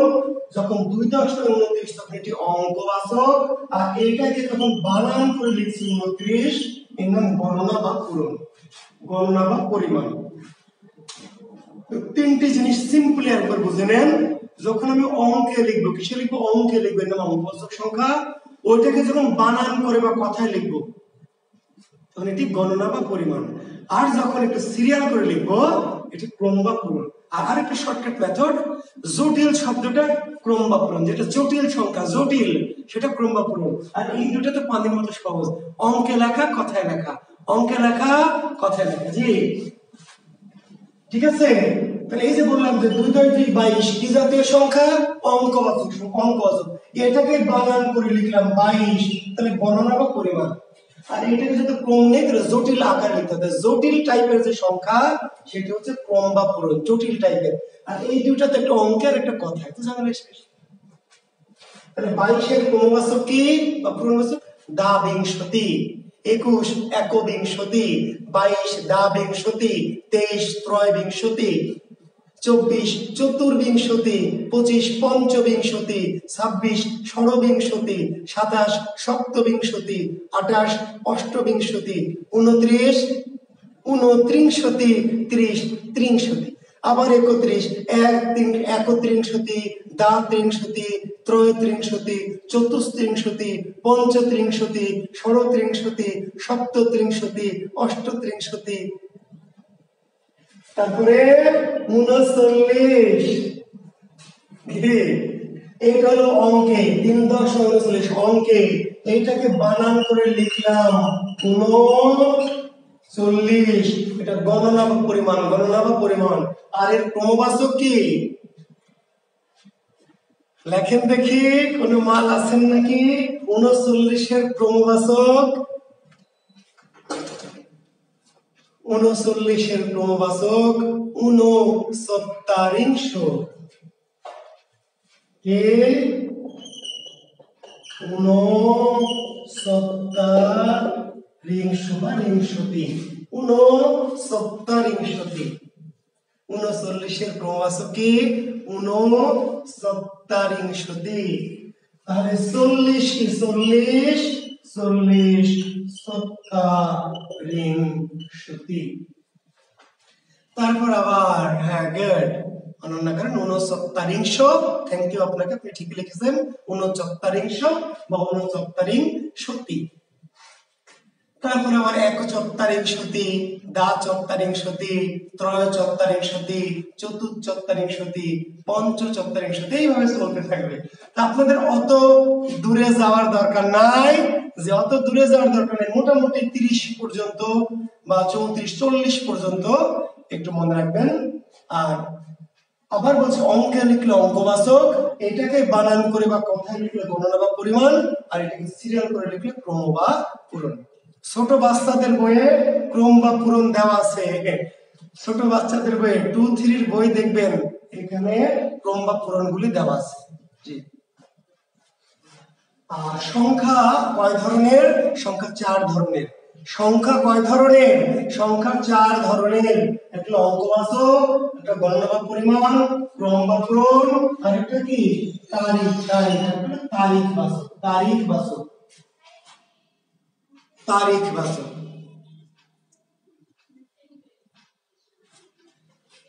ওই যে এককে আমরা বলছি পহেলা, 2 কে বলছি দোসরা, 3 কে বলছি তেসরা, 4 কে বলছি চৌঠা, এইভাবে চলতেছে। তারিখবাচক। তাহলে সংখ্যা কয় ধরনের? সংখ্যা 4 ধরনের। কি কি? অঙ্কে লিখলে অঙ্কবাচক, বানান করে লিখলে গণনা বা পরিমাণবাচক, সিরিয়াল করে লিখলে ক্রম বা পূরণবাচক, আর তারিখবাচক। আর সেটা এত কঠিন, তাহলে কঠিনটাই হচ্ছে ক্রম বা পূরণ। সবচেয়ে কঠিনটা কি? ক্রম বা পূরণ। আর এই অঙ্ক আর গণনা তো সহজ, তারিখও সহজ, পয়লা, দোসরা, তেসরা, চৌঠা। তাহলে পরীক্ষায় প্রশ্ন হবে এমন যে 25 এর তারিখবাচক সংখ্যা নিচে কোনটি? 25-এর তারিখবাচক সংখ্যা কোনটি? 25-এ। 19-এর কি? 19-এ। 18-র তারিখবাচক কি? 18-ই। 12-র তারিখবাচক কি? 12-ই। 2-এর তারিখবাচক কি? 2রা। 4-এর কি? 4রা না, 4ঠা। এবং গুরুত্বপূর্ণ প্রশ্ন যে বাংলা তারিখবাচক শব্দের প্রথম 4টি কোন নিয়ম থেকে নেওয়া হয়েছে?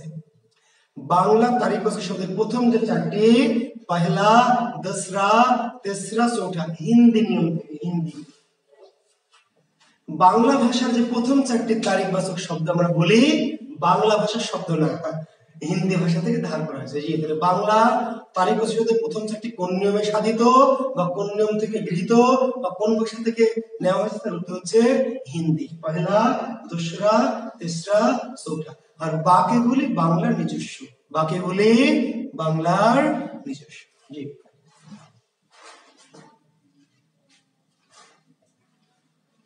আচ্ছা, একজন বলেছে স্যার সপ্তাহ সমাসবদ্ধ শব্দ, অঙ্কবাচক, গণনাবাচক, পরিমাণবাচক না।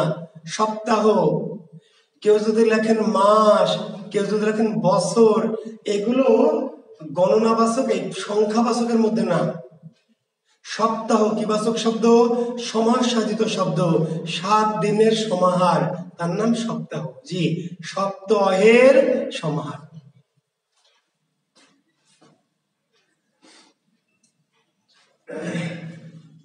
আর এর বাইরে কিছু আছে ভগ্নাংশ সংখ্যা, 1-এর 2, 1-এর 3, 1-এর 4, 1-এর 5, 3-এর 5, 1-এর 8। এদের নাম কি? ভগ্নাংশ। কি নাম? ভগ্নাংশ। 21-এ, 21 ই না ভাই, 21-এ না, 21 ইউ না। আধুনিক যুগে কোনো সে বা ই নাই, বলতে হবে 21 জানুয়ারি। আধুনিক ব্যাকরণে বলা হয়েছে 21-এও না, 21 ইও না, স্রেফ 21। জি, 21 জানুয়ারি, 21 ফেব্রুয়ারি, 12 মার্চ, 7 মার্চ, সে ই কিছুই না। জি, তো এইগুলোকে আমরা বলছি ভগ্নাংশ। এগুলো মূলত গাণিতিক বিষয়, গাণিতিক, বুঝতে পারলেন? বাংলায় নাই। এর নাম হচ্ছে 1/2, 1/3, 1/4, 1/5, 3/5, 1/8। গাণিতিক সংখ্যা গণিতে লাগবে, বাংলায় নাই। তবে এই গাণিতিক সংখ্যার দুটি জিনিস বাংলায় আসবে, দুটির বাংলা নাম আছে। 1-এর 3 গাণিতিক নাম 1/3, 1-এর 2 নাম গাণিতিক নাম 1/2 অর্ধেক, 1-এর 4 গাণিতিক নাম 1/4। কিন্তু 1-এর 3 কে বাংলায় বলা হয় তেহাই। তেহাই।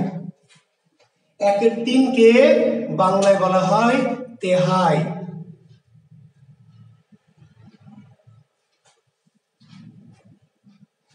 যখন তবলা বাজে, যারা গান টান করেন জানেন যে তেহাই মারা হয়। তেহাই, টান, তবলার একটা তেহাই। 1-এর 3, 1-এর 3 কে বাংলায় বলা হয় তেহাই। 1-এর 4 গণিতে 1/4, কিন্তু 1-এর 4 কে বাংলায় বলা হয় চৌথা বা পোয়া বা সিকি।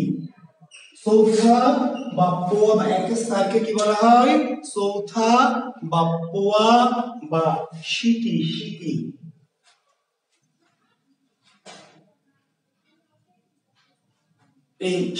এই জমির সিকি অংশ আমার, এই জমির সিকি অংশ আমার। সিকি অংশ মানে কি? 4/1 ভাগ। আধুনিক ব্যাকরণ অনুযায়ী ভুল, সাব্বির হোসেন, আধুনিক ব্যাকরণ অনুযায়ী ভুল, বলতে হবে 21 ফেব্রুয়ারি। জি, 21 না, আধুনিক ব্যাকরণে বলেছে 21 ফেব্রুয়ারি। জি,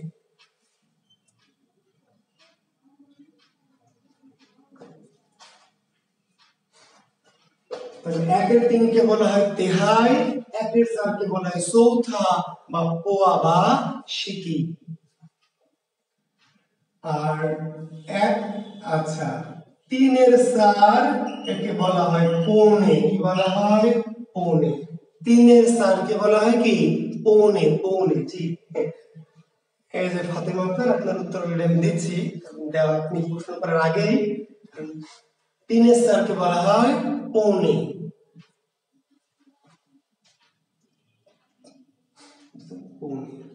3 এর 4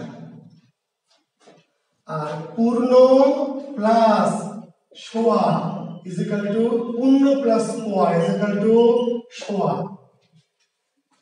3 এর 4 হলো পৌনে পৌনে 1 এর 4 হলো পোয়া বা সিকি বা চৌথা পূর্ণ প্লাস পোয়া ইজ ইকুয়াল টু সোয়া পূর্ণ প্লাস পোয়া ইজ ইকুয়াল টু সোয়া সোয়া 3 এর 4 ব্যাখ্যা করব কি রে গাধা 3 এর 4 মানে 4 ভাগের 3 ভাগ 4 ভাগের 3 ভাগ পৌনে মানে কাছাকাছি পৌনে 4 মানে 4 এর কাছাকাছি জি 4 ভাগের 3 ভাগ তাহলে পূর্ণ প্লাস পোয়া is equal to soya 1 plus পোয়া সোয়া 1 2 প্লাস পোয়া সোয়া 2 3 প্লাস পোয়া সোয়া পূর্ণ প্লাস পোয়া ইজ ইকুয়াল টু সোয়া আর 3 এর 4 হচ্ছে পৌনে এই হচ্ছে আমাদের সংখ্যা আচ্ছা উক্তি নিয়ে একজন বলেছেন উক্তি আমাদের বাংলায় দরকার নাই উক্তির কোনো কাম নাই পৌনে 5 কিভাবে লিখবেন 4 পূর্ণ 3 এর 4 জি এর নাম হচ্ছে পৌনে এর নাম হচ্ছে পৌনে 5 এই যে ভাই পৌনে 5 কিভাবে লিখবেন আরিফিন এই যে ভাই পৌনে 5 4 প্লাস পৌনে ইজ ইকুয়াল টু পৌনে 5 4 প্লাস কি পৌনে ইজ ইকুয়াল টু পৌনে 5 4 পূর্ণ 3 এর 4 পূর্ণ 3 এর 4 এর নাম পৌনে 5 5 পূর্ণ 3 এর 4 এর নাম পৌনে 6 জি আচ্ছা সমার্থক শব্দ নিয়ে একটুখানি কথা বলেই থেমে যাব আজকের ক্লাস জি সমার্থক শব্দ শিক্ষার্থী বন্ধুরা আমাদের আজকের শেষ টপিকের নাম হচ্ছে সমার্থক শব্দ জি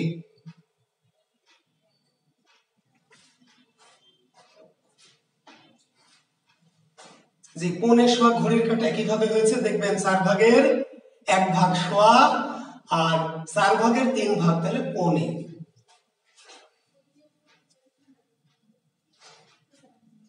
আসলে যে 21 ফেব্রুয়ারি এটা প্রচলিত ছিল আধুনিক ব্যাকরণে বলা হলো সে বা ই ব্যবহার করা যাবে শিক্ষার্থী বন্ধুরা আমি সমার্থক শব্দ নিয়ে অনেক কথা বলা যায় আবার কোনো কথাই বলার দরকার নাই একটা কথাই বলা যায় যে পড়ে নিয়ে তাহলে কাম শেষ আবার অনেক কথা বলা যায় তো আমি অনেকও বলবো না আবার এক বাক্যে শেষ করব না পড়ে নিয়ে আমি কিছু বিষয় কিছু সিস্টেম কিছু কৌশল একটু বলার চেষ্টা করব যে আপনারা যাতে একটু উপকৃত হন তো সমার্থক শব্দ অনেক আছে অনেক হাজার হাজার সমার্থক শব্দ আছে তবে আপনাদের আমি কিছু জিনিস বলে দিচ্ছি যে এই সমার্থক শব্দগুলো জরুরি গুরুত্ব দিয়ে পড়বেন আমার ধারণা 19 তারিখের পরীক্ষায় যদি সমার্থক শব্দ আসে তাহলে আমার এর মধ্যে পেয়ে যাবেন ইনশাআল্লাহ কি কি পড়বেন সমার্থক শব্দ এটা হচ্ছে সূর্য চন্দ্র পৃথিবী পাহাড় নদী সাগর পানি মেঘ সূর্য চন্দ্র পৃথিবী পাহাড় নদী সাগর পানি মেঘ পদ্ম বিদ্যুৎ বাতাস হাতি ঘোড়া সাপ সূর্য চন্দ্র পৃথিবী পাহাড় নদী সাগর পানি মেঘ পদ্ম বিদ্যুৎ বাতাস হাতি ঘোড়া সাপ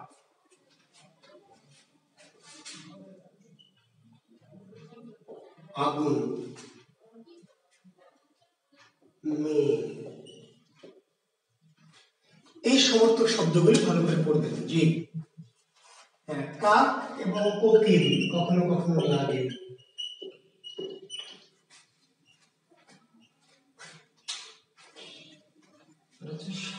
দিয়ে রাখি, আমি সব তো দিয়েছি। জি, আমি যেগুলো দিলাম ইনশাল্লাহ এর বাইরে আর আসবে না। সূর্য, চন্দ্র, পৃথিবী, পাহাড়, নদী, সাগর, পানি, মেঘ, পদ্ম, বিদ্যুৎ, বাতাস, হাতি, ঘোড়া, সাপ, আগুন, মেঘ, আকাশ। বাতাসের সাথে আকাশটা লিখতে, বাতাস দিয়েছি, বাতাস দিই, বাতাস আর আকাশ, আকাশটা একটু নেই। জি, পাখি, পাখি দিয়েছি, পাখি একটু লাগবে না ইনশাল্লাহ।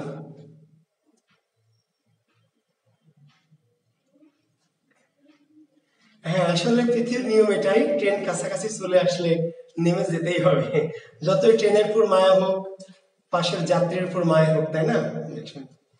জ্যোৎস্না আপাতত লাগবে না ইনশাল্লাহ। জি, আমি একটু চেষ্টা করছি, অবনীয় না, আমি চেষ্টা করছি। জি, তো আমরা এখন দেখেন মজার বিষয়, দেখেন সূর্য, এই সূর্যেরই সমর্থক শব্দ আছে অন্তত 1500।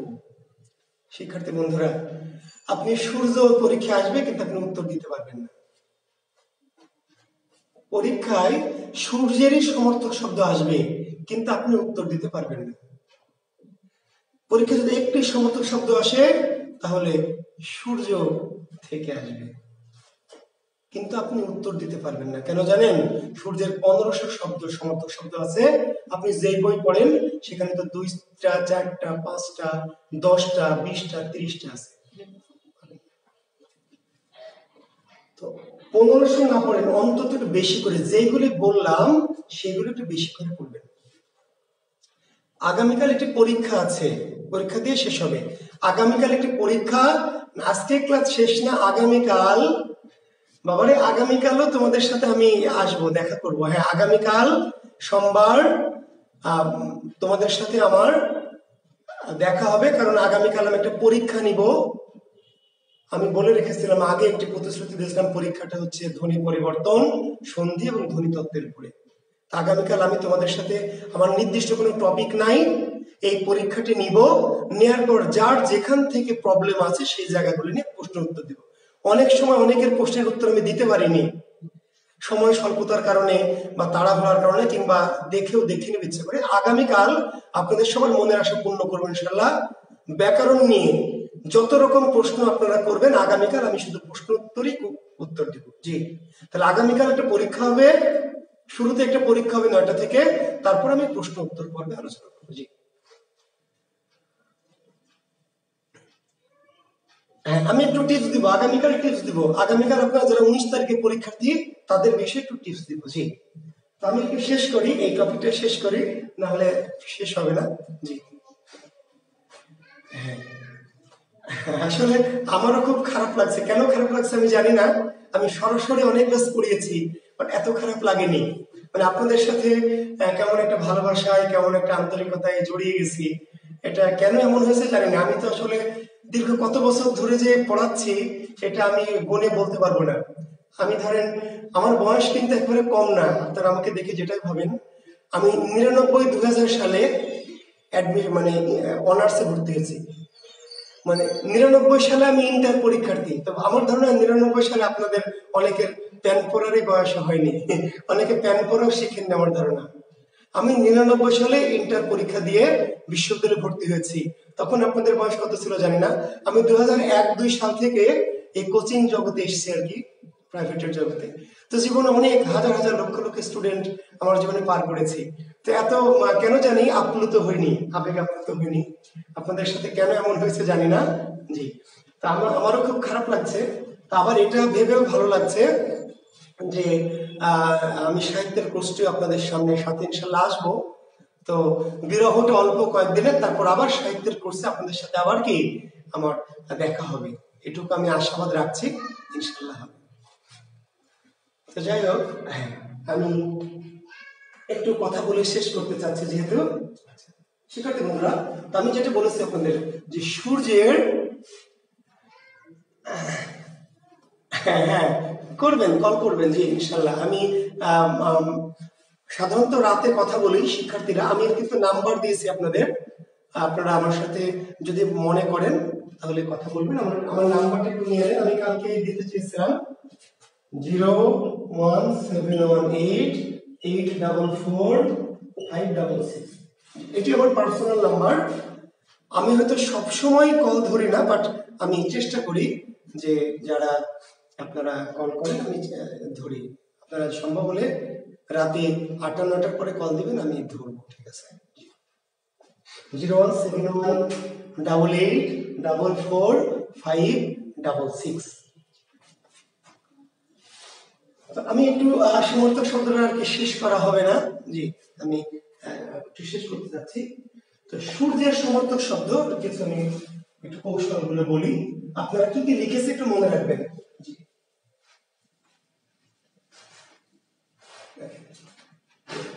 একটি হলো দিন, একটি হলো দিবা, একটি হলো অংশু।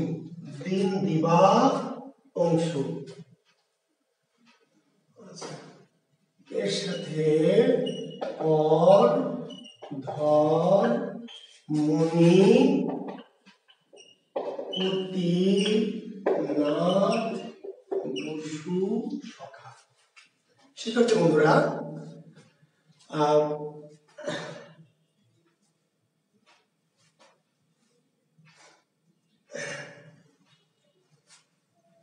তো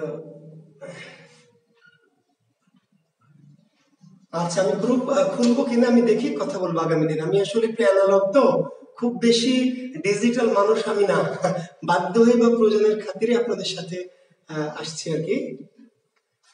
ইনশাআল্লাহ অবশ্যই জিয়াউদ্দিন আল মামুন সাহিত্যের পুরো রস নিয়ে আসবো, কারণ সাহিত্যের কোনো কিছু বাকি রাখবো না।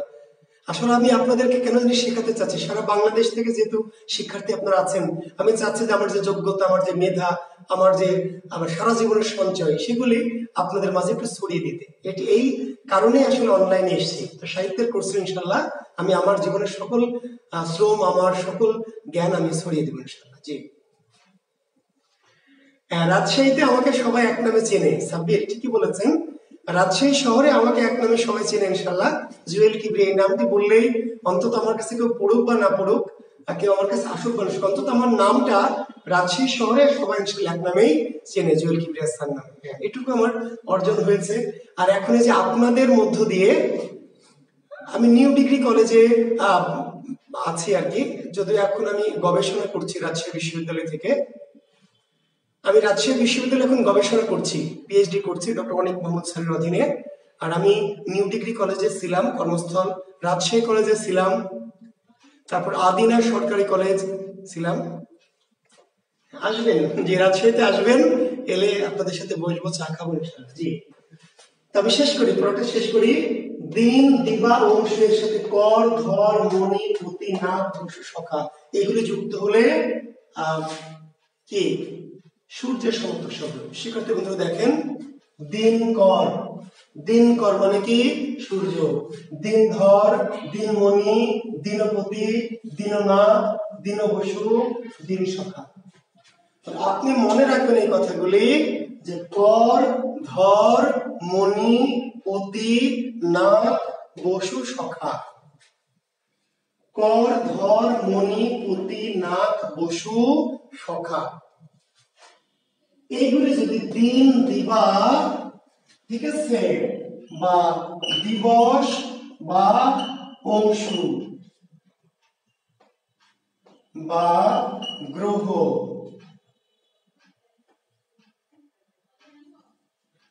যুক্ত হয়, তাহলে দিনকর মানে কি সূর্য। দিনধর, দিনমণি, দিনপতি, দীননাথ, দিনবসু, দিন সখা।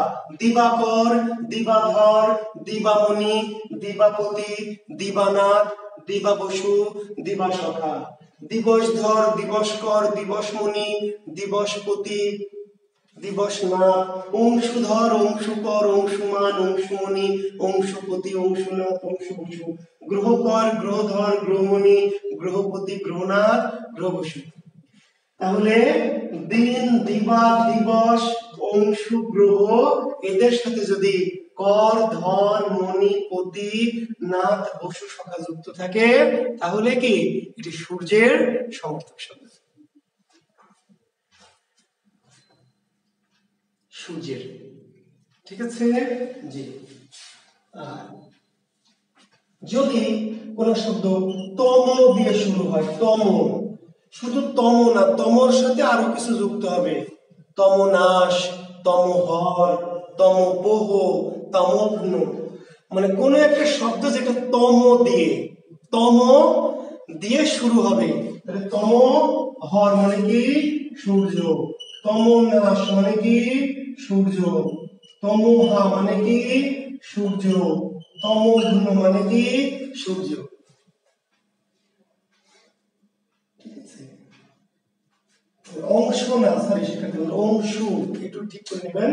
দিন, দিবা, দিবস, অংশু, গ্রহ, এদের সাথে কর ধর মনে রাখবে। আর যদি কোনো শব্দ তম দিয়ে শুরু হয়, কি দিয়ে, তম দিয়ে, তাহলে আমরা সূর্যের সঙ্গে। আর এর বাইরেও কিছু জিনিস আপনাদের একটু মনে রাখতে হবে। আমি একটু আমার যারা বইটা বিশেষ করে নিয়েছেন সেখানে আমি চেষ্টা করেছি আরো কিছু গুরুত্বপূর্ণ শব্দ সূর্যের একটু দিতে, ঠিক আছে। তো সেগুলো কেমন, অল্প একটা শব্দ, স্পেশাল শব্দ আমি একটু লিখে দিচ্ছি, সবাই যেহেতু বইটা নেননি। যেমন ধরেন ঋষি মানে সূর্য, ইতু মানে সূর্য, বিতিহোত্র মানে সূর্য, ধানতারি মানে সূর্য, লোলাক মানে সূর্য, হিরণ্য রেতা মানে সূর্য, আফতাব মানে সূর্য, পদ্মপানি মানে সূর্য, অম্ববিশ মানে সূর্য। ঋষি, ইতু, বিতিহোত্র, ধানতারি, লোলাক, হিরণ্যরেতা, আফতাব, পদ্মপানি, অম্ববিশ, সূর্যের সমর্থক শব্দ।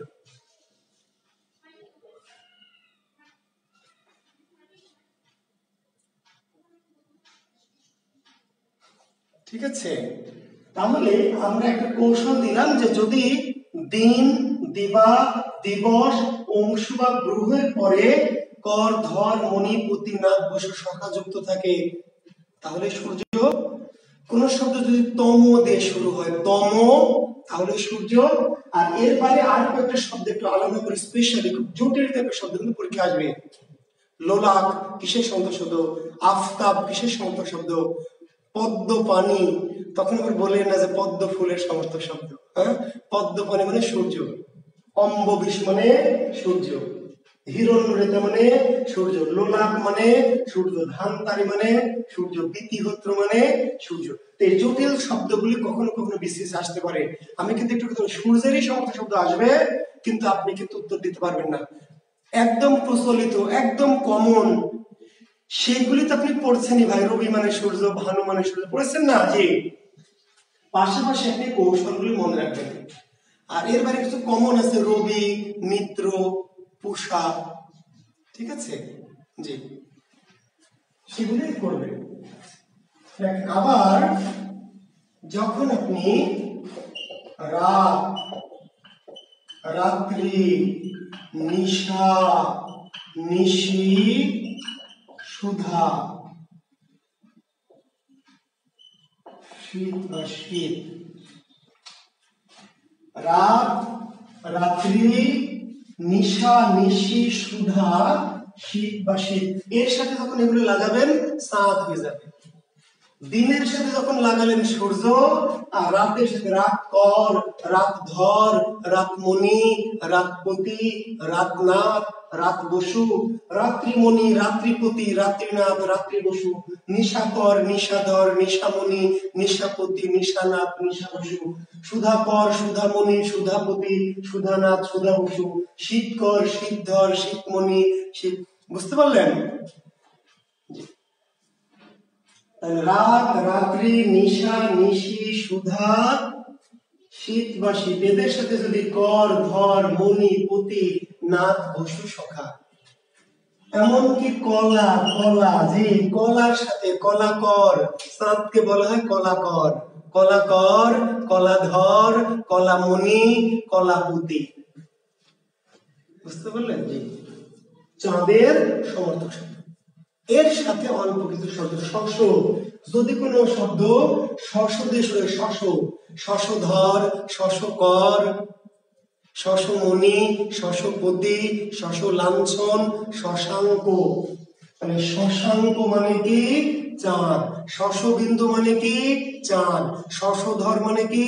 চাঁদ। শশমণি, শশপতি, চাঁদ। তাহলে কোন শব্দ শশ দিয়ে শুরু হলে শশ, চাঁদ। আর এর বাইরে কিছু কমন শব্দ আছে, যেমন ইন্দু। ইন্দু মানে চাঁদ, ইন্দু। ফজলুর রহমান বাবুর একটা গান আছে, ইন্দু বাহালা গো, ইন্দু বাহালা গো। ইন্দু মানে চাঁদ, ইন্দু। ইন্দু মানে চাঁদ, বিধু মানে চাঁদ, সোম মানে চাঁদ। ইন্দু, বিধু, সোম। ছায়াঙ্ক, ছায়াঙ্ক মানে চাঁদ, মৃগাঙ্ক মানে চাঁদ। ইন্দু, বিধু, সোম, ছায়াঙ্ক, মৃগাঙ্ক। হ্যাঁ, চাঁদের সমর্থক শব্দ। জি। পৃথিবীর সমর্থক শব্দ কি? পৃথিবীর, পৃথিবীর সমর্থক শব্দ আপনারা সবাই জানেন। পৃথিবীর সমর্থক শব্দ সবাই জানেন কি কি? এই যে বসুধা, তারপর বসুন্ধরা, তারপর মেদিনী, তারপরে কি ভূ, তারপরে ভুবন, তাই না? তারপরে কি মহি, তারপরে কি, তারপরে হলো পৃথ্বী, বসুধা, বসুন্ধরা, মেদিনী, ভূ, ভুবন, মহি, পৃথ্বী। এগুলো হচ্ছে পৃথিবীর সমর্থক শব্দ। পৃথিবীর সমর্থক শব্দ। হ্যাঁ, আমার বইতে সাজিয়ে দেওয়া আছে, ওখানে এমনি আমার বইতে সাজিয়ে দেওয়া আছে। আচ্ছা, গান আজকে না আগামীকাল? আগামীকাল গান গাইবো। জি, আগামীকাল গান গাইবো ভাই।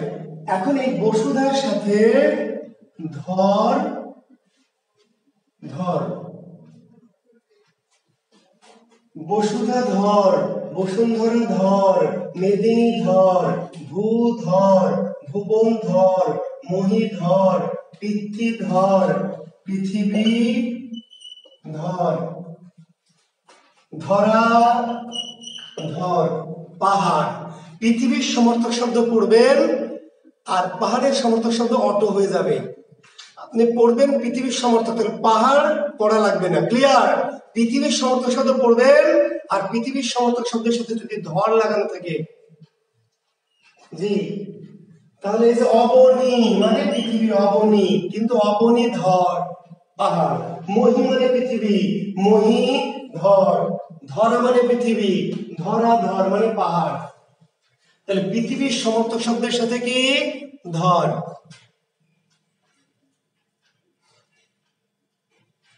পৃথিবীর সমর্থক শব্দের সাথে কি? ধর। বসুন্ধরা ধর, বসুধা ধর, মেদিনী ধর, ভূ ধর, মহি ধর, অবনী ধর, তাই না? ধরা ধর। পৃথিবীর যত সমর্থক শব্দ আছে তার সাথে তাহলে পৃথিবীটা করে নেবেন, আর পৃথিবীর সাথে ধর লাগানো থাকলে পাহাড়। যেমন এর বাইরে অসল মানে পাহাড়, ওদ্রি মানে পাহাড়, অগ মানে পাহাড়। অসল, ওদ্রি, অগ, শৈল, গিরি, নগ। তাহলে পৃথিবীর সমর্থক শব্দের সাথে ধর লাগালে পাহাড়, তার সাথে অসল, ওদ্রি, অগ, শৈল, গিরি, নগ। অসল মানে পাহাড়, ওদ্রি মানে পাহাড়, অগ মানে পাহাড়, শৈল মানে পাহাড়, গিরি মানে পাহাড়, নগ মানে পাহাড়। অচল, ওদ্রি, অগ, শৈলগিরি, নগ। অচল, ওদ্রি, অগ, শৈলগিরি, নগ। জি, তাহলে এই টেকনিকটা মনে রাখবেন, না এই কয়টা শব্দ আলাদা করে মনে রাখবেন। দেখেন, পানির সমর্থক শব্দ পানি কি? জল, তাই না? সলিল, অম্বু, জীবন, পয়, তৈ, তারপর বাড়ি।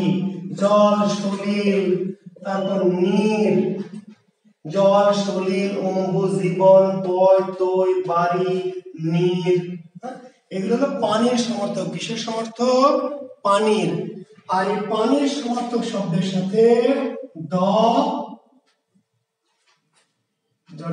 দ আর ভি, তাহলে সমুদ্র। তাহলে আপনি পানির সমর্থক শব্দ পড়বেন এবং অনেকে জানেনি কমন। সলিল মানে পানি, জল মানে পানি, অম্বু মানে পানি, জীবন মানে পানি, পয় মানে পানি, তৈ মানে পানি, বাড়ি মানে পানি, নীর মানে পানি। তাহলে পানির সমর্থক শব্দ পড়বেন। আর পানির সমর্থক শব্দের সাথে যদি দ বা ধি থাকে, দ বা ধি, তাহলে জলদ কি, অম্বুদ, পয়োদ, তয়োদ, বারিদ, নীরদ, ধি, জলধি, অম্বুধি, পয়োধি, তয়োধি, বারিধি, নীরধি।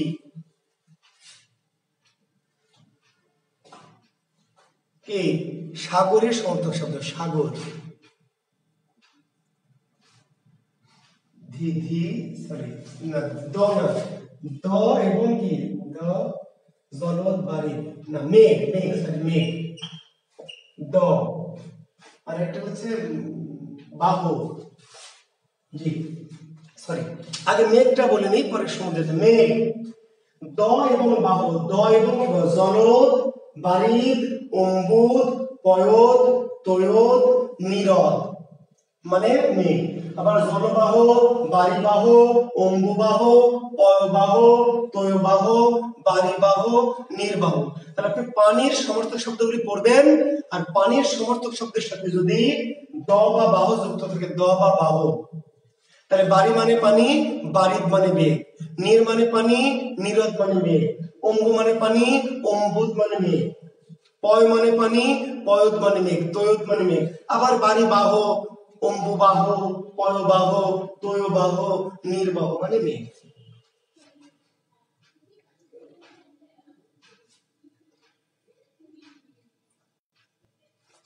আবার কি করছে, পানির সমর্থক শব্দের সঙ্গে যদি ধি বা পতি, তাহলে সমুদ্র, সমুদ্র। পানির সমর্থক শব্দের সাথে জিমুত, জিমুত, ঠিকই বলেছেন, জিমুত, জিমুত মানে পানি, জিমুত মানে পানি। আর জিমুত বাহন, বাহ, ওই যে বাহ, বাহ থেকে বাহন, জিমুত মানে পানি, আর বাহন মানে জিমুত বাহন। জিমুত মানে বাতাস, হ্যাঁ বাতাসের বাহন, মেঘ, ঠিকই বলেছেন, বাতাস বহন করে নিয়ে যায়। জিমুত বাতাসের বাহন মেঘ, ঠিক আছে, জিমুত বাহন অনন্য করুন, থ্যাংক ইউ। আর যদি এদের সাথে ধি যুক্ত হয়, ধি, জলধি, বারিধি, অম্বুধি, তয়োধি, পয়োধি, নীরধি, কিংবা নীরপতি, জলপতি, অম্বুপতি, পয়পতি, তৈপতি, তাহলে সেটা সমুদ্র। তাহলে পানির সমর্থক শব্দের সাথে কি ধি বা পতি থাকলে সমুদ্র। আর দ বা যদি বাহ থাকে বা ধর থাকে, ওটা আরেকটা লিখে নেবেন, দ বা বাহু বা ধর, ধর, ধর মেঘ, জলধর, তয়োধর, পয়োধর, অম্বুধর, বারিধর, মেঘ। দ, বাহু এবং ধর মেঘ। আর ধি এবং পতি, জলপতি, হ্যাঁ বারিপতি, অম্বুপতি। সমুদ্রে অবশ্যই এর সাথে আরেকটু অতিরিক্ত কিছু আছে, যেমন সমুদ্রকে বলা হয় রত্নাকর। সমুদ্রে অনেক রত্নরাজি যুক্ত হয়, সমুদ্রে অনেক রত্ন থাকে, সমুদ্রের নাম কি রত্নাকর। সমুদ্রের পার দেখা যায় না, এই জন্য সমুদ্রকে বলা হয় পারাবার। সমুদ্রের কোনো কি কুল নাই, সেজন্য সমুদ্রের নাম অকুল। সমুদ্রের নাম হচ্ছে দরিয়া, দরিয়া। তাহলে রত্নাকর, পারাবার, অকুল, দরিয়া, সমুদ্রের সমর্থক। নীলাম্বু, সমুদ্রের পানি নীল, এজন্য সমুদ্রের নাম নীলাম্বু। তো মোটামুটি এই আর কি বিষয়। আর পদ্ম দেখেন, পদ্ম, পদ্ম ফুলের সমর্থক শব্দ কি? আর একটা হলো বিদ্যুৎ, লিখেছে বিদ্যুৎ খুবই জরুরি, বিদ্যুৎ। বিদ্যুতের সমর্থক শব্দ কি? বিদ্যুৎ, বিজলি, বিজলি। দামিনী, সদামিনী, সপলা, বিজুরি, ক্ষণপ্রভা, অনুপ্রভা, সদামিনী। সুন্দর সুন্দর খালাতো বোনগুলির নাম কি? বিদ্যুতের নাম। বুঝতে পারলেন? বিদ্যুতের সমর্থক শব্দ কি? এই যে আপনাদের সব সুন্দরী খালাতো বোনগুলো আছে, সপলা আছে, তড়িৎ, বিজুরি, বিজলি, হ্যাঁ, বিদ্যুতের সমর্থক শব্দ। দামিনী, সদামিনী। পদ্ম, আপনাদের যে খালাতো ভাইগুলি আছে, রাজীব মানে পদ্ম, রাজীব, নলিন, শতচ্ছদ, কি? কুবলয়। রাজীব মানে কি? পদ্ম। নলিন মানে পদ্ম। পঙ্কজ মানে পদ্ম। তাহলে দেখবেন সব ছেলেদের নামগুলি কমল মানে পদ্ম। ঠিক আছে? তাহলে খালাতো ভাইয়ের নামগুলি কি? পদ্মের সমর্থক। আর খালাতো বোনের নামগুলি কি? বিদ্যুতের সমর্থক। জি, মনে রাখবেন। তো 11টা পেরিয়ে যাচ্ছে, আমি আর ক্লাস কন্টিনিউ করছি। সমর্থক শব্দ নিয়ে আমি প্রথমে বলেছি যে বললে অনেক কিছু বলার আছে, আবার না বললে কিছুই বলার নাই, মুখস্থ করে নিয়েন। তো আমি চেষ্টা করলাম একটুখানি আপনাদের সাথে শেয়ার করতে, যতটুকু সম্ভব আমি আমার অভিজ্ঞতাগুলো শেয়ার করেছি। আগামীকাল, আচ্ছা, আমার বইয়ের এত পেজ, আজকে তো আমি বইটা আনিনি, আর আজকে সময় পাচ্ছি না। শিক্ষার্থী বন্ধুরা, আগামী দিন জিমুত মানে বায়ু, হ্যাঁ, জিমুত মানে বায়ু, আর জিমুত বাহন মানে মেঘ। হ্যাঁ, বাহন, বায়ুর মানে বায়ু বহন করে মেঘকে। জিমুত মানে বায়ু, ঠিকই বলেছেন। আর জিমুত বাহন হচ্ছে মেঘ, ইন্দ্রের বাহন হচ্ছে মেঘ। জি, আমার বইটা শুধু বিসিএস এর জন্য না, যদিও বিসিএস আমরা বিসিএস এর জন্য লিখি, কিন্তু বিসিএস এর বই মানে বাংলাদেশের যে কোনো চাকরির ক্ষেত্রে এটি কাজে লাগবে। মানে বিসিএস এর প্রিপারেশন নিলে অন্য কোনো জবের জন্য কি সেটা আবার বাদ থাকবে? জি, তা আমার ক্লাস অনেক মিস করবেন। মঙ্গলবার ক্লাস হবে না, বুধবারে ক্লাস। আজকে কি বার? রবিবার। কালকে রাতে তো আপনাদের সাথে আমার সলভ ক্লাস আছে ভাই, কালকে রাতে আছে। কালকে রাতে আপনাদের সাথে আমার ক্লাস আছে সলভ, কোনো নির্দিষ্ট টপিক না, ব্যাকরণ নিয়ে আপনাদের যত প্রশ্ন আছে, যত কোশ্চেন আছে, আমি কালকে শুনবো এবং চেষ্টা করবো উত্তর দিতে। আর বইটা নিয়ে, যারা বইটা নিয়েছেন তাদের যদি বই নিয়ে কোনো কোশ্চেন, কোনো মতামত থাকে, তাহলে আগামীকাল শুনবো। ঠিক আছে? আর একটা পরীক্ষা দেওয়া আছে আগামীকাল, অনেক আগে ঘোষণা করছে, পরীক্ষাটি হয়ে যাবে। ভালো থাকবেন। হ্যাঁ, আই অলসো লাভ ইউ। ঠিক আছে? আপনাদের সবাইকে অনেক ভালোবাসি, সবাইকে অনেক মিস করব। আপনাদের সাথে নিশ্চয়ই কালকে আমার শেষবারের মতো আপাতত দেখা হবে ব্যাকরণ কোর্সের জন্য। আর তারপরে সাহিত্য কোর্সে যদি কপালে থাকে ইনশাল্লাহ, তাহলে আবার আমাদের 19 তারিখের পরে আবার দেখা হবে। তো মাঝখানে একটু অদেখা থাকেন, একটু আকর্ষণটা বাড়ুক। জি, ভালো থাকবেন, শুভকামনা সবার জন্য ইনশাল্লাহ। শুভরাত্রি, আল্লাহ হাফেজ।